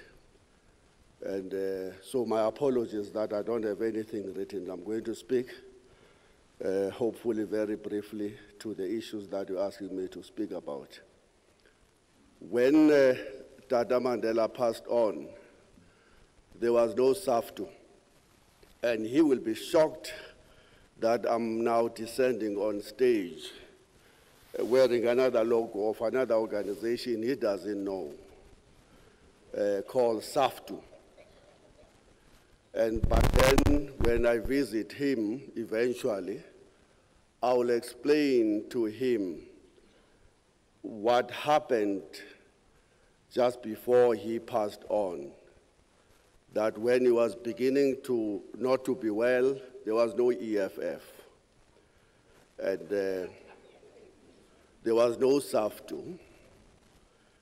But there was a project that was already in full swing to hollow out, to domesticate all institutions of the people, in particular the organs of the people's power, the state institutions, and to divide the ANC and make it the sorry state that it finds itself today. A divided house that is managing a deepening crisis of our people when it comes to their unemployment, poverty, and inequalities. I will have to sit down with him and explain the disaster. And I will have to say that, by the way, all of us were there and were very oblivious when it started. And we clapped hands, and some of us even called it an unstoppable tsunami.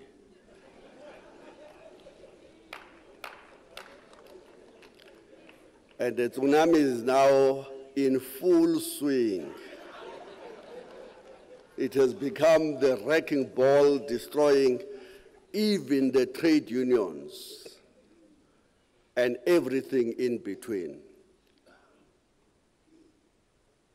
But then, with that background, we have important things that I think we must say in the remaining 2 minutes. That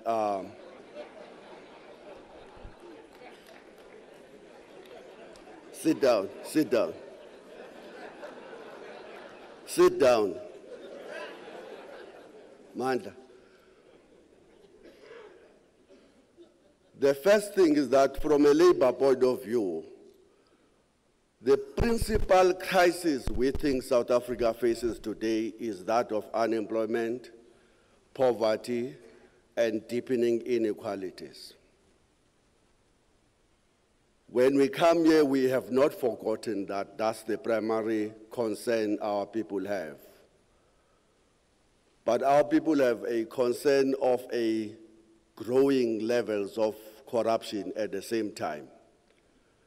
And SAFTU appreciate that without addressing this second crisis of corruption, there is no chance in the world that we can address the crisis of poverty, unemployment, and inequalities. So fighting now the immediate challenge becomes the immediate program that we must all work together to ensure that we save our country from the disaster that it is marching towards. And that's why we came here, and when we met, we said, yeah, capture. There have been a capture in South Africa in a long time, in our view. There was unemployment before 2009. And there was growing inequalities before Jacob Zuma became the president. And there was widespread poverty before 1994 or even whatever. It has been going on. And we want to engage in a struggle to address both captures. The capture away from the principal problem of ensuring that our people are saved from that crisis of an economy that doesn't work for them as well, that sidelines, marginalizes them and trap them into poverty, inequalities, and unemployment, but as well as this one. So we will do both in our view.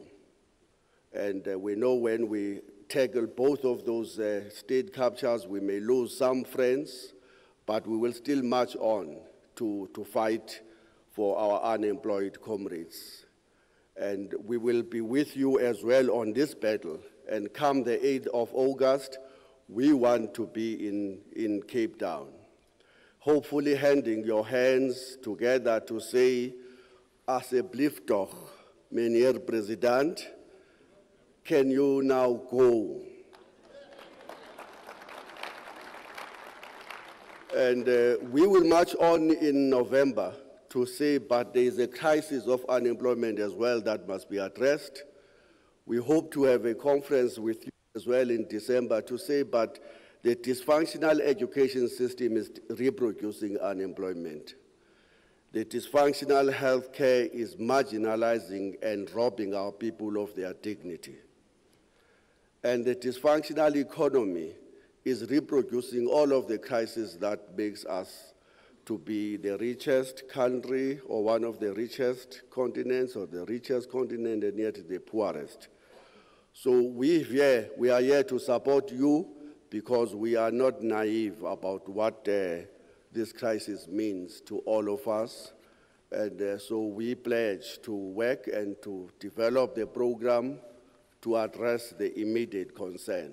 And the immediate concern is to defeat Jacob Zuma that is not alone. We want to insist. We will never again enter into a sectarian program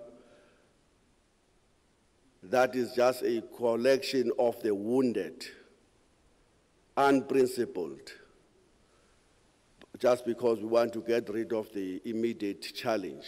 We want to extend the view to say there's a broader challenge in South Africa.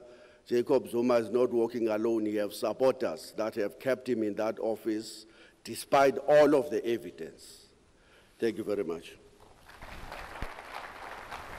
Thank you very much. Mandla. Is Kosatu here? Kosatu is not here. Can I call on stage Mr. Bonang Mohale from BLSA, Business Leadership South Africa?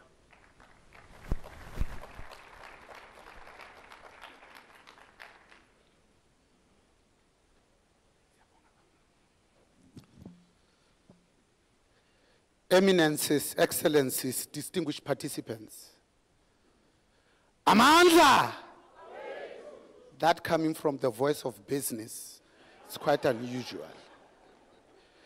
I remain personally fascinated by how much the current president, Jacob Gedleyihlekisa Zuma, has in common with P.W. Botha, more than he has in common with Rolihlahla, Nelson Mandela, and F.W. de Klerk. That both of them come from rural areas, uneducated, therefore no tertiary education, therefore no ability to understand how South Africa tessellates like a jigsaw puzzle within a rapidly changing global agenda. Both of them as bureaucrats that went on to embarrass their parties and were going to lead to the implosion of those parties. We are at the verge, at the crossroad tipping point of a South Africa that is at the precipice.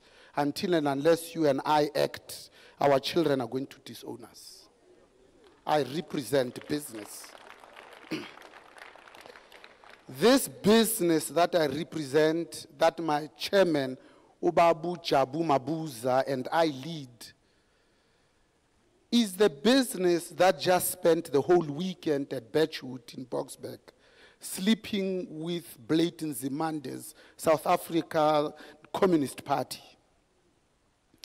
We came up with 6 resolutions, all of them centered around things that are keeping us awake at night today.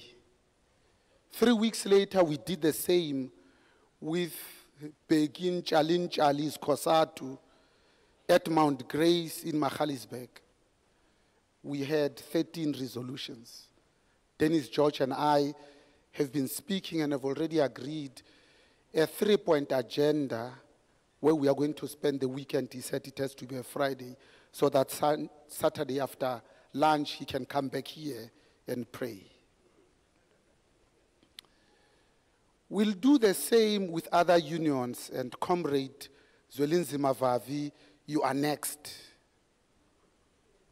For us as business, this is no accident that it took us 20 years to put COSATU together, and yet this president has wrecked it. The same way that he has wrecked our wonderful movement, the longest lasting liberation movement in the continent. He did the same to the kingmakers, the ANC Youth League. We are now led by Oros.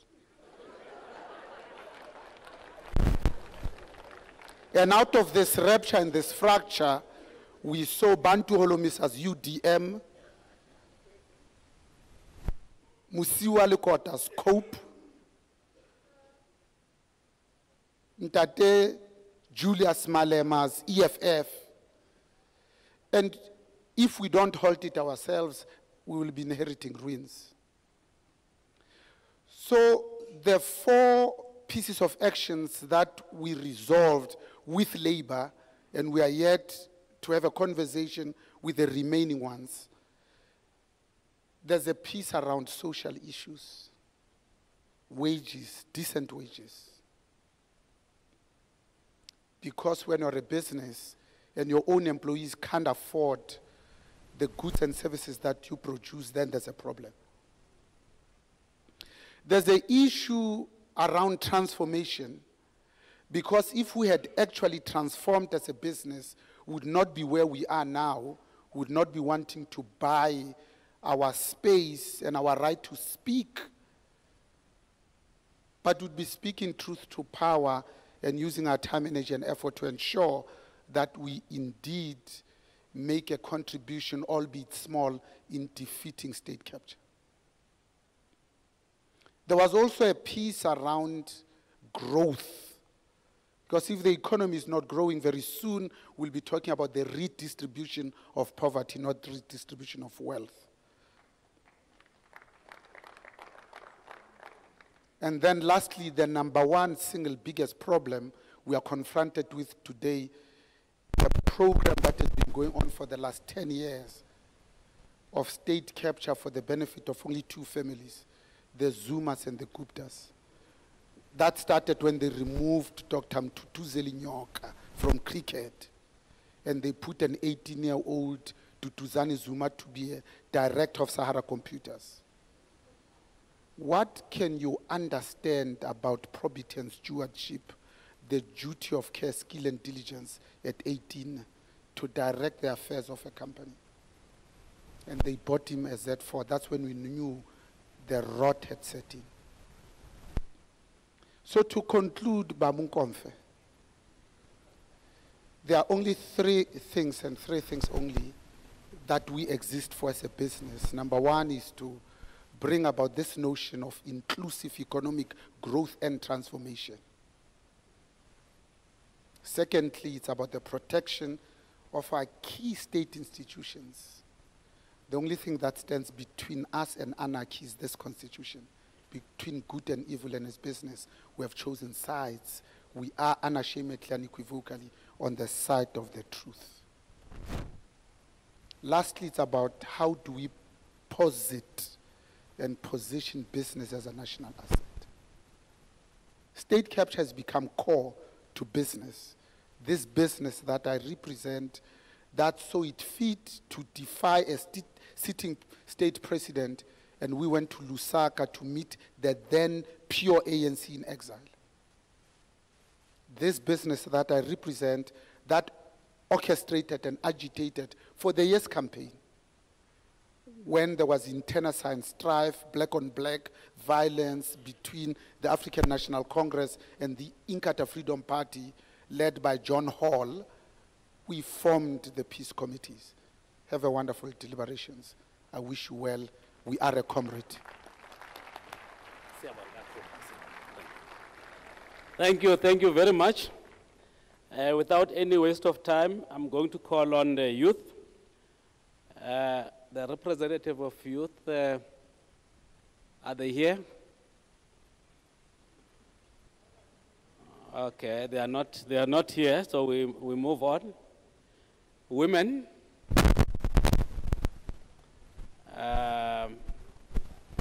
Yeah. Ketiwe, where's Ketiwe? Okay.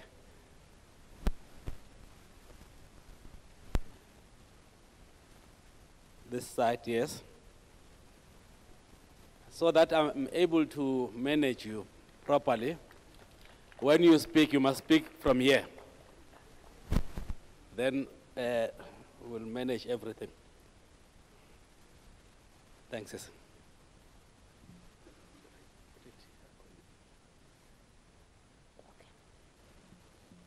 Fellow South Africans, comrades, ladies and gentlemen, and all protocol observed, I'm here representing an entity called the South African Women's Collective, and which has made a statement as follows. The South African Women's Collective, SAWOC, is a non-partisan political organization comprised of progressive women from across the class, race, age, geographic, sexual, and gender orientation spectrum of South African society. The pivotal objective of SAWOC is to uphold the values enshrined in the South African Constitution in order to promote the interest, protection, and advancement of all South African women.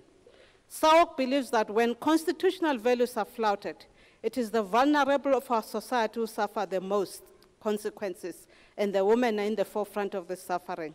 Like all movements for social change over the ages, and especially here in South Africa, the founders of South African Women's Collective have responded to the societal challenges of our time.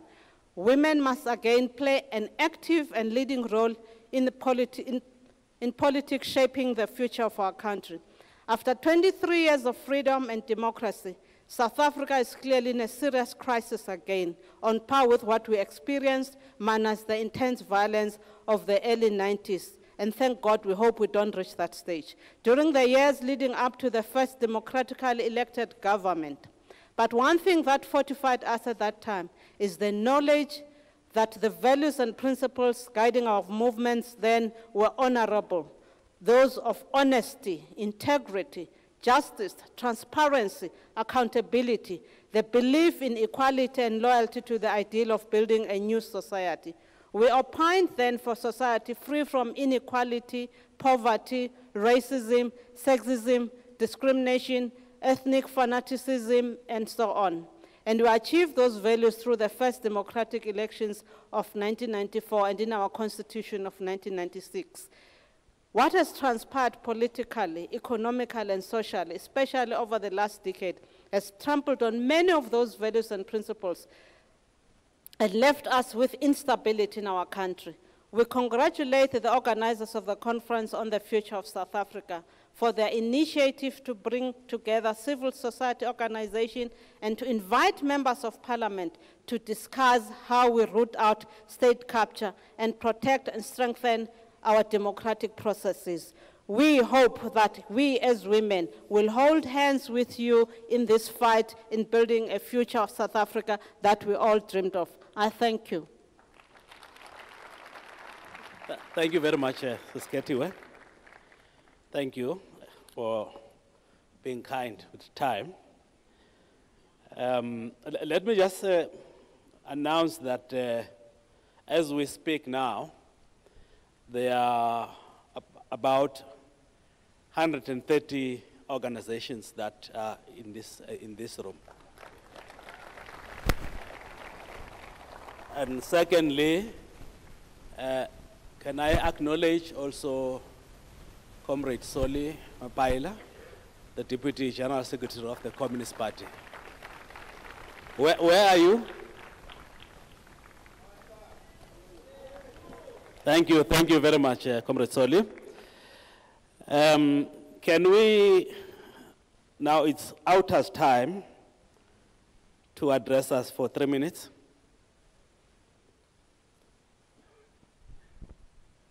The Outa is going that way now. Oh, okay. Oh, Msibi, Comrade Msibi.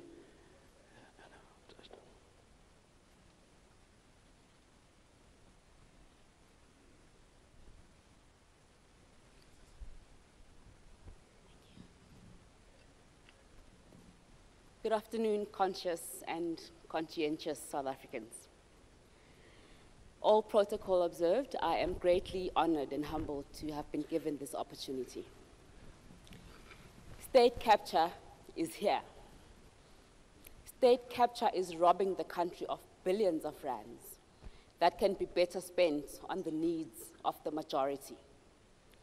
It endorses and fosters corruption, which we're all crying about today. It ignores effective leadership and destroys good governance.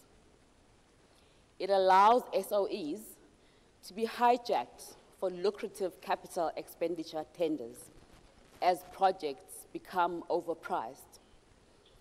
The result of maladministration is taxpayer bailouts, which drain the country's coffers.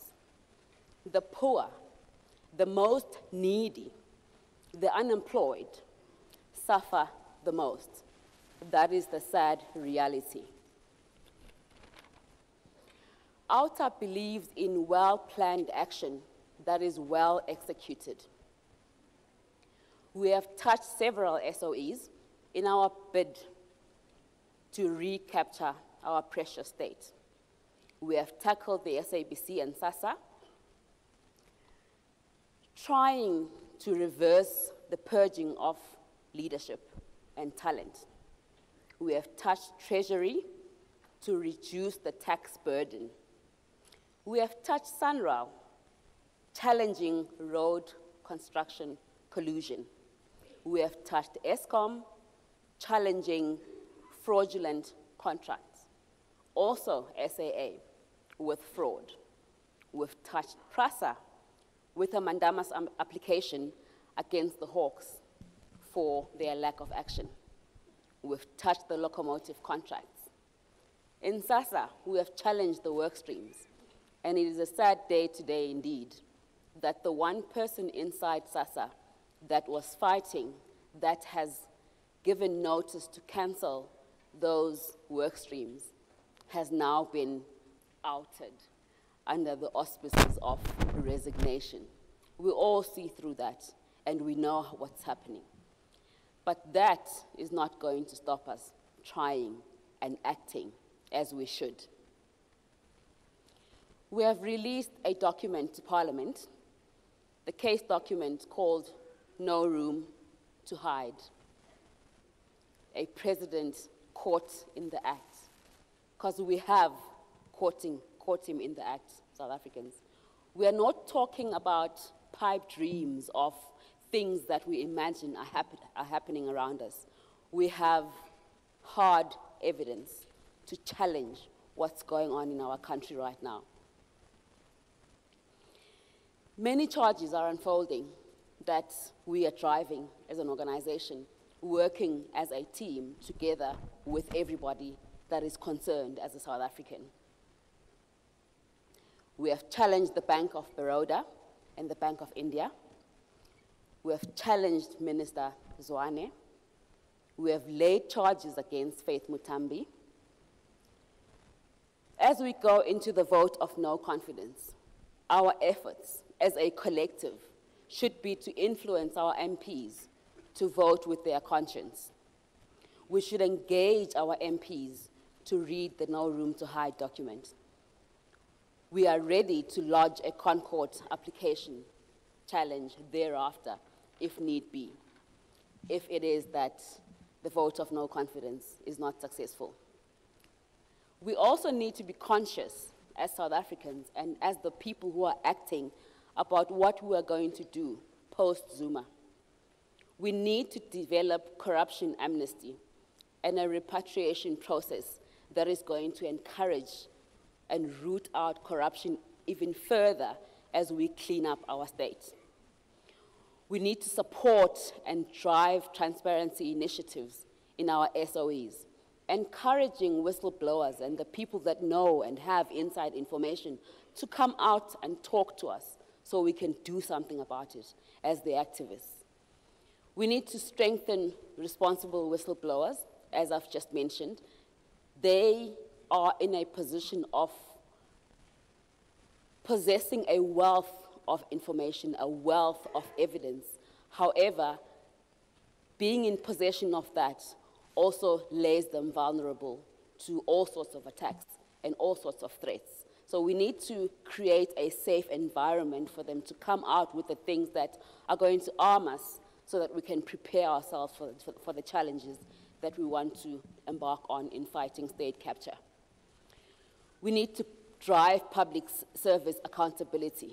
Right now, there's a circus going on in our government where a lot of our ministers are not held accountable for their wrongdoing. I'll make an example of the SASA saga. Batabile Dlamini is a law unto herself. The president who is supposed to hold her accountable for the failure that doesn't only fail our country, but fails the most vulnerable of our citizens. The president does nothing. She rides roughshod over everybody else. And that seems to be a common thread in our government right now, and it needs to stop. Ladies and gentlemen, without being very long, I am very encouraged that an occasion like today has been organized, because this is South Africa rising. This is South Africa rising in action, and not just in. The people shall govern. I thank you most kindly. Thank you. Thank you very much. Corruption Watch.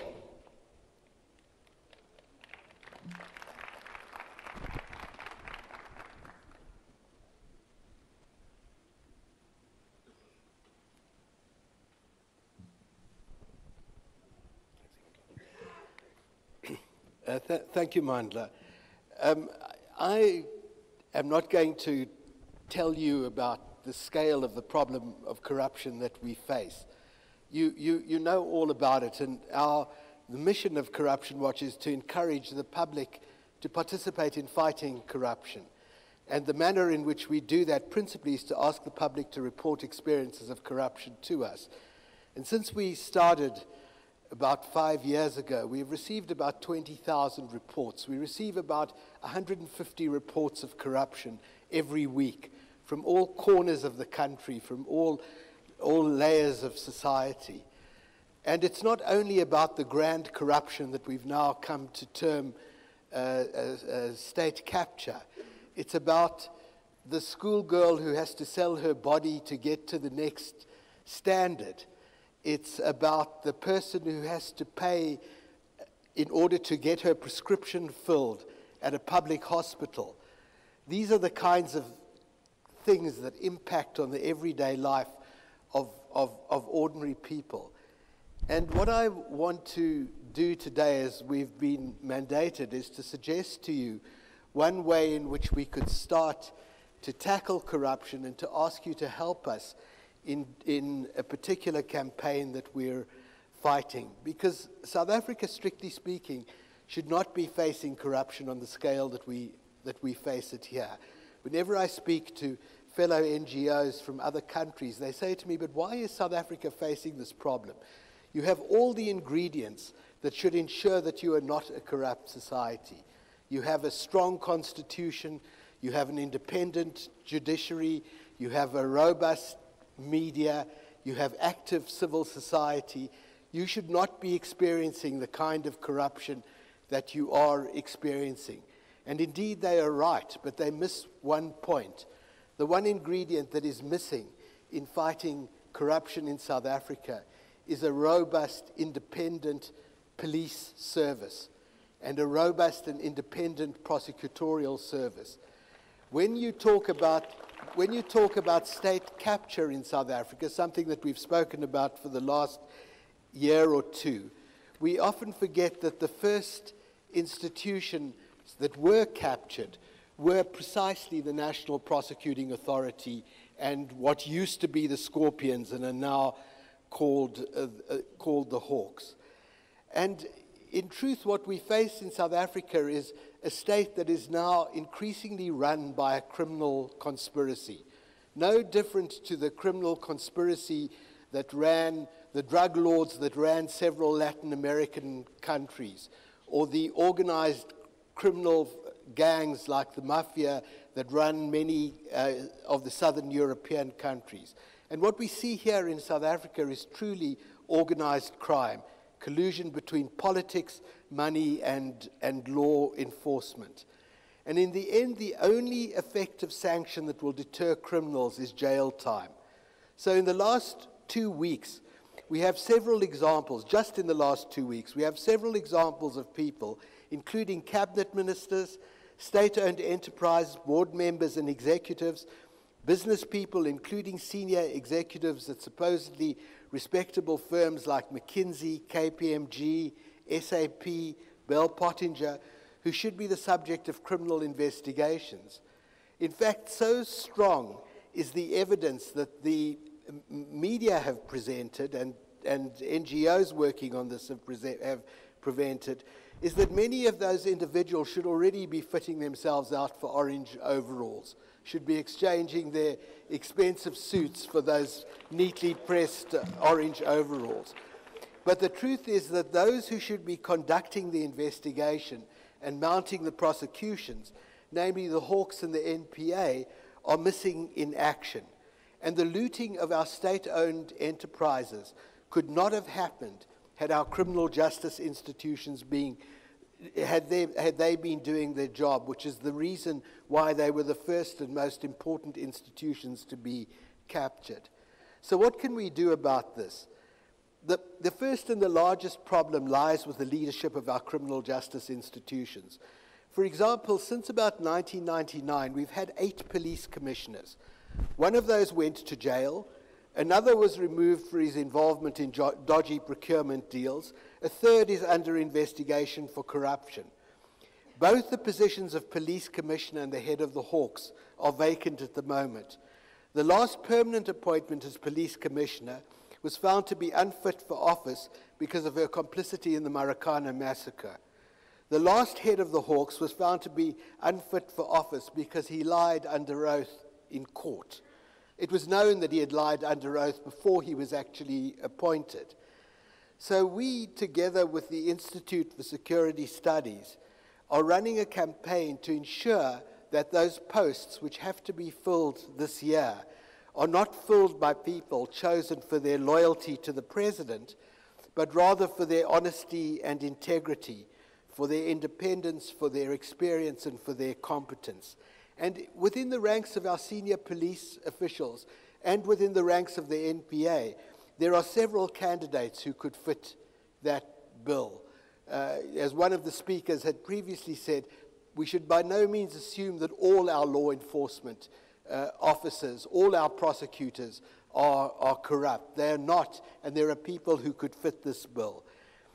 This will only be done if the criteria for appointment are clear. Sipho mentioned earlier that the criteria for becoming police commissioner are far less onerous than the criteria for becoming a constable in the South African police services. We need a police leadership that makes us secure, not one that we have to fear. So we're going to be mounting this campaign to ensure that the process of appointing the police commissioner and the head of the Hawks is a transparent process. The process, in fact, recommended by the National Development Plan. We've engaged with parliamentarians who too want to see this process to be a transparent process, and one we hope that they will engage with. So I'm asking you to watch for this campaign. There will be a lot of media, there will be a lot of stuff on our websites. We are going to be running a public survey to encourage the public to tell us what kind of police commissioner they want. We are going to be running the survey amongst the 200,000 people who work in our law enforcement authorities. And we want you to watch this campaign, and we want you to work with us on this campaign. There are several of us from Corruption Watch here today, and I would really urge you during the breaks to engage with us and talk to us about how you think you could help us with this campaign. Because believe you me, if people do not start being sent to jail soon for what they are doing, we face the very real prospect of the South African public starting to think that there is nothing that we can do about this problem. And once we get to that point, we surely are at a point of no return. We are certainly not there yet, but then we need to demonstrate that there are consequences for engaging in corruption. And at this stage, given that we are run by a criminal conspiracy, the only consequence is jail time for those who are leading this. Thank you. Thank you very much, Dr. Lewis. Is the hashtag Unite behind here? Yeah.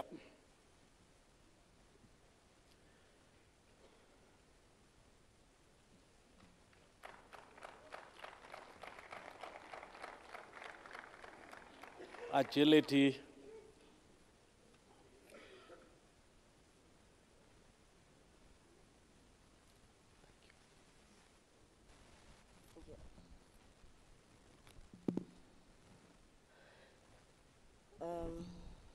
Good afternoon, everyone. Thank you so much, Mandla. My name is Zukiswa Vuga from hashtag Unite Behind. Firstly, I'm going to explain or try to get in depth as to the existence of the coalition. Unite Behind is a coalition based in Cape Town.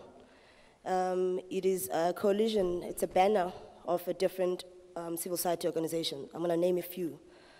First one is the District 6 Working Committee, Equal Education, Section 27, Social Justice Coalition, the Women and Democracy Initiative. We've got about 22 and counting civil society organizations that are under the banner of Unite Behind. It was born after the passing of Uncle Kathy, Ahmed Kathrada. So civil society organizations, they came together and we, including myself, decided that it's time for change. So we then decided to form hashtag Unite Behind as a banner, which is going to allow everyone within the sector of the political organizations to be able to say, to be able to voice their opinion or to voice their views politically. So the first thing that I would like to speak about, I know we have been speaking about the same thing from this morning, the state capture. We see state capture as a political project. It's a very systemic threat. It is very bad for our constitution. State capture mostly affects the marginalized people. It redirects resources away from development and into the hands of the elites and those who operate outside of the law unconstitutionally. As citizens of this country, we all know that we, as the country, we come, the history says everything. We come as a country that's coming from apartheid. There's been so many things that we've been through. Starting from the 1900s, slavery and everything that has happened when South Africa was colonized. So knowing that history and the people that have fought and our relatives and people that have died and everything that we have fought for in this country so that the country can be a democratic country that it is today. So as Unite Behind, we're saying that we cannot let our country be run by a group of mafias. State capture, it threatens the vision that we have. The vision of radical economic transformation is being abused. It threatens the state's institutions which are needed to achieve the eradication of economic transformation. The radical economic transformation. So the question comes, how does then South Africa respond to that? From Unite Behind, the response is we organize people from our community. We get people from different institutions, people from structures, and including individuals, so that we can be able to form this group that we have formed today and move forward in fighting this corruption. We understand that because Unite Behind, the first two things that we aiming to fight for, the first one is removing Zuma. The second one is scrapping the nuclear deal. We understand that by removing Jacob Zuma, it's not going to end everything. We believe that we firstly need to remove the icon which represents corruption more than its people. We need to meet with businesses, unions, employment structures in order for us to be able to shut down the country, which is another point that I have in regards to the march that will be on the 8th of August. So as I mentioned before, that Unite Behind is a coalition of different organizations. So within the organizations, there have been work that we've been doing. Unite Behind as a coalition, we have been able to run different voting stations around Cape Town, asking people, because we know that people cannot be able to recall Zuma by themselves, we're asking people to vote so that we can be able to use that as a memorandum to submit to Parliament and say that this is what the people are saying. So we've been doing that for the past for about 5 weeks now, getting people to vote, trying to understand what people feel. And I must say, I'm very amazed by the response that we have received from people. We have had, based on experience, we have had people saying that we don't really have a problem with the ANC itself. That's the opinion of the communities outside.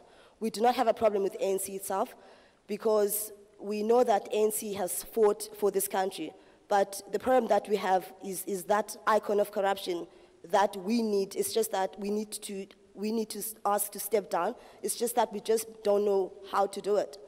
And then how does Unite Behind come in these communities? We're running workshops for them to make them understand what does state capture means, what does the nuclear deal mean, and then how does it affect you as a person that is just an ordinary person sitting, having maybe a stand, selling sweets on the streets. So it affects everyone. So we've had that, we've been having that. And we do have a box, if people are interested. We have a box with these ballot boxes. If people are interested, they can go and place their X's. We've had a protest in Belleville, in Cape Town, outside the Hawks offices, to ask the Hawks to investigate the Prasa corruption, the Guptas, the Daniel Aviation dealing. They also need to be investigated, including the SAA. So in the I think last week, we were honored to have Honorable Olomisa. We had Makosi Khoza and, Honorable Makosi Khoza and Professor Friedman. We opened this platform for people to engage because people are now understanding this is a problem. Everyone agrees and understands that this is a problem. It's just that now we are in a very critical position whereby others are saying it should be a secret ballot, others are saying it should be a closed ballot. So we had different points from 2 different groups, which was very interesting for people to be able to engage in that platform, and bringing these people and actually people that have been there and know what exactly is happening in Parliament. So that was an honor. So in closing, I would just like to say that as Unite Behind, hashtag Unite Behind, as a young coalition, majority of young people, this is not, for Unite Behind, this is not about this moment. We're looking to grow beyond. It's not really about Jacob Zuma and him stepping down. We want to have a discussion about similar issues, because when we asking him to step down, if he does step down, it's not the end. There's still a lot that needs to be done. There's still a lot of corruption that needs to be rooted. So as Unite Behind, we aim to eradicate all the corruption that is in South Africa. Thank you. Thank you very much. Hashtag Unite Behind, and thank you very much for the very important work and impressive work that you are doing in Cape Town. We'll rely on yourselves in the few days to come. Can we have now the last one, anti-nuclear campaign?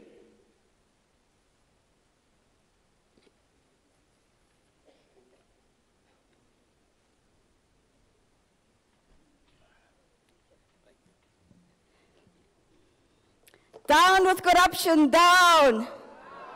Down with the nuclear deal, down. Comrades, I'm representing the Energy Justice Campaign and the Coalition for Stop the Corrupt Trillion Nuclear Deal. I will speak for 1 minute, just a short introduction about the facts about the nuclear deal, and then I will show you a video of how civil society have been campaigning around this deal. So there was first an impulse. The main thing behind our state capture is an impulse of greed, an impulse of wanting more than you need, an impulse that we can take from other people, and it is okay. After the impulse, we made some friends in international places, and they're telling you, why are you concerned about millions? You can have your hands on billions. Go for the mega deals, my friend. And yes, that's the story. After the impulse, there's now a plan. So what's the plan? We need mega deals, Transnet, we need ESCOM to be plundered, we need the nuclear deal. That's the real big one. So comrades, at the heart of our state capture is the nuclear deal. We have seen that everything must be in place. If you have that multiple corruption, mega deal corruption, we need to have lots of people involved, lots of money, and everything in its place. The right Minister of Finance, so take out the other ones, the right people in the state-owned enterprises. We need people that support the government officials that can sign deals and be silent about it. We need people in Parliament that will keep quiet and not release information. And so the plan was in place. But civil society disrupted that plan. Earthlife and SABC, they decided they want this information. There is a problem. They asked information, they did not want to release it because now they are in trouble. Then they had a court case, and on the 26th of April, the Constitutional Court ruled that the nuclear deal is unconstitutional, it is unlawful, and it should not be passed. And so we stopped them in their tracks. As a campaign, we supported as a coalition. We decided that we are not just going to campaign as energy organizations, but as the churches, as people who believe in transparency, open governance, as the youth. All coalitions came together and say, enough is enough. We have to save our country. Comrades, we will have to pay 100 billion rand a year in order to pay back the trillion deal when it is passed. And we were checking out what can be bought from 1 trillion rand. 69,000 RDP houses. 2 million youth school fees can be paid for them to get free education. 2 million skills training for youth in jobs. We can have the problem that Dr. Koza pointed out of the women's abuse. We can have safe houses in every province, enough to deal with this problem. And so, comrades, we need to make sure that this deal is not signed. We cannot be concerned with street lights and whether the hall is clean, whether the clinic is clean, whether there's long queues. Those things are important, but we need to make sure that our country is safe for our children. That is the main concern. So we need to come together, put our heads together. State capture is about the nuclear deal.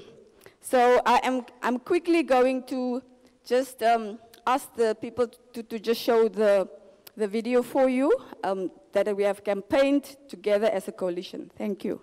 How long is the video? Oh.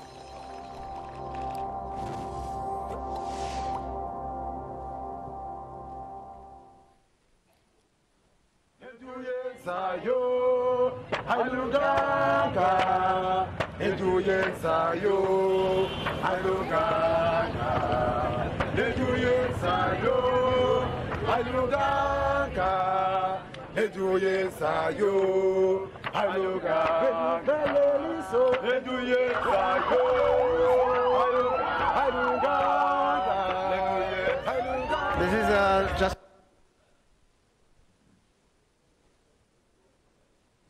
But also in East Asia. And I hope that your political leaders will become aware. Stop the nuclear deal! Stop the nuclear deal! Down nuclear deal! Down! Down nuclear deal! Down! Futsal! Nuclear futsal! Futsal! Nuclear futsal!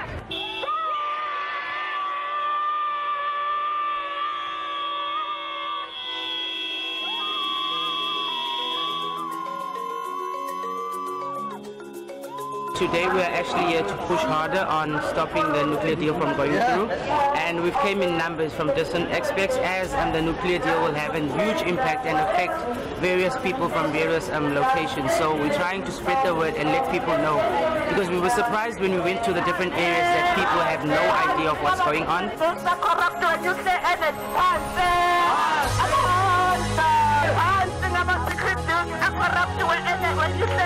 This deal surprised us all because we didn't know, because it's going to affect us most. We are here to be educated. We want to learn. We want to do something in one day. We want to have a future one day. So that's why we are here today, to support and say no to nuclear.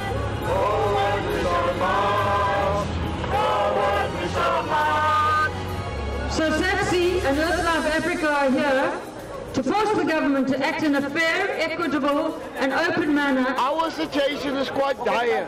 What we're doing now is not an isolated incident of holding our government accountable, of making sure that we don't have any secret corrupt deals. This also happens in other countries. We are connected together in this struggle. Power to you. Hope to you. Peace to you.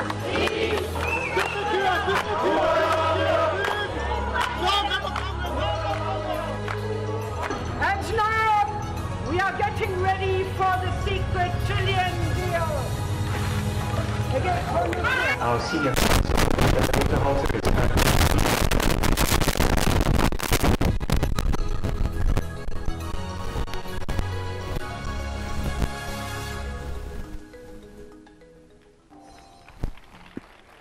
Thank you very much. Okay, so we are about to break for commissions, and the commissions, as people are going out, people should actually pick up their lunch and not stay, and basically go to your commission. Now, on Commission 1, which is campaigns against state capture, it is on Reg Hall. You must just look for Reg Hall. Those who are interested in the discussions around campaigns against state capture. It's Commission 1, it's Reg Hall. Commission 2, which is legal and constitutional interventions, you go to Fellowship Hall 3. Fellowship Hall 3. Commission 3, which is the role of Parliament to responding to state capture, we go to Fellowship Hall 1. Fellowship Hall 1. Commission 4, on public servants, role in preventing and eradicating state capture, we go to Fellowship Hall 2. That is Fellowship Hall 2 for public servants. The last one, 5, which is building state integrity, to Fellowship Hall 4. So it's REC, Fellowship 3, 1, 2,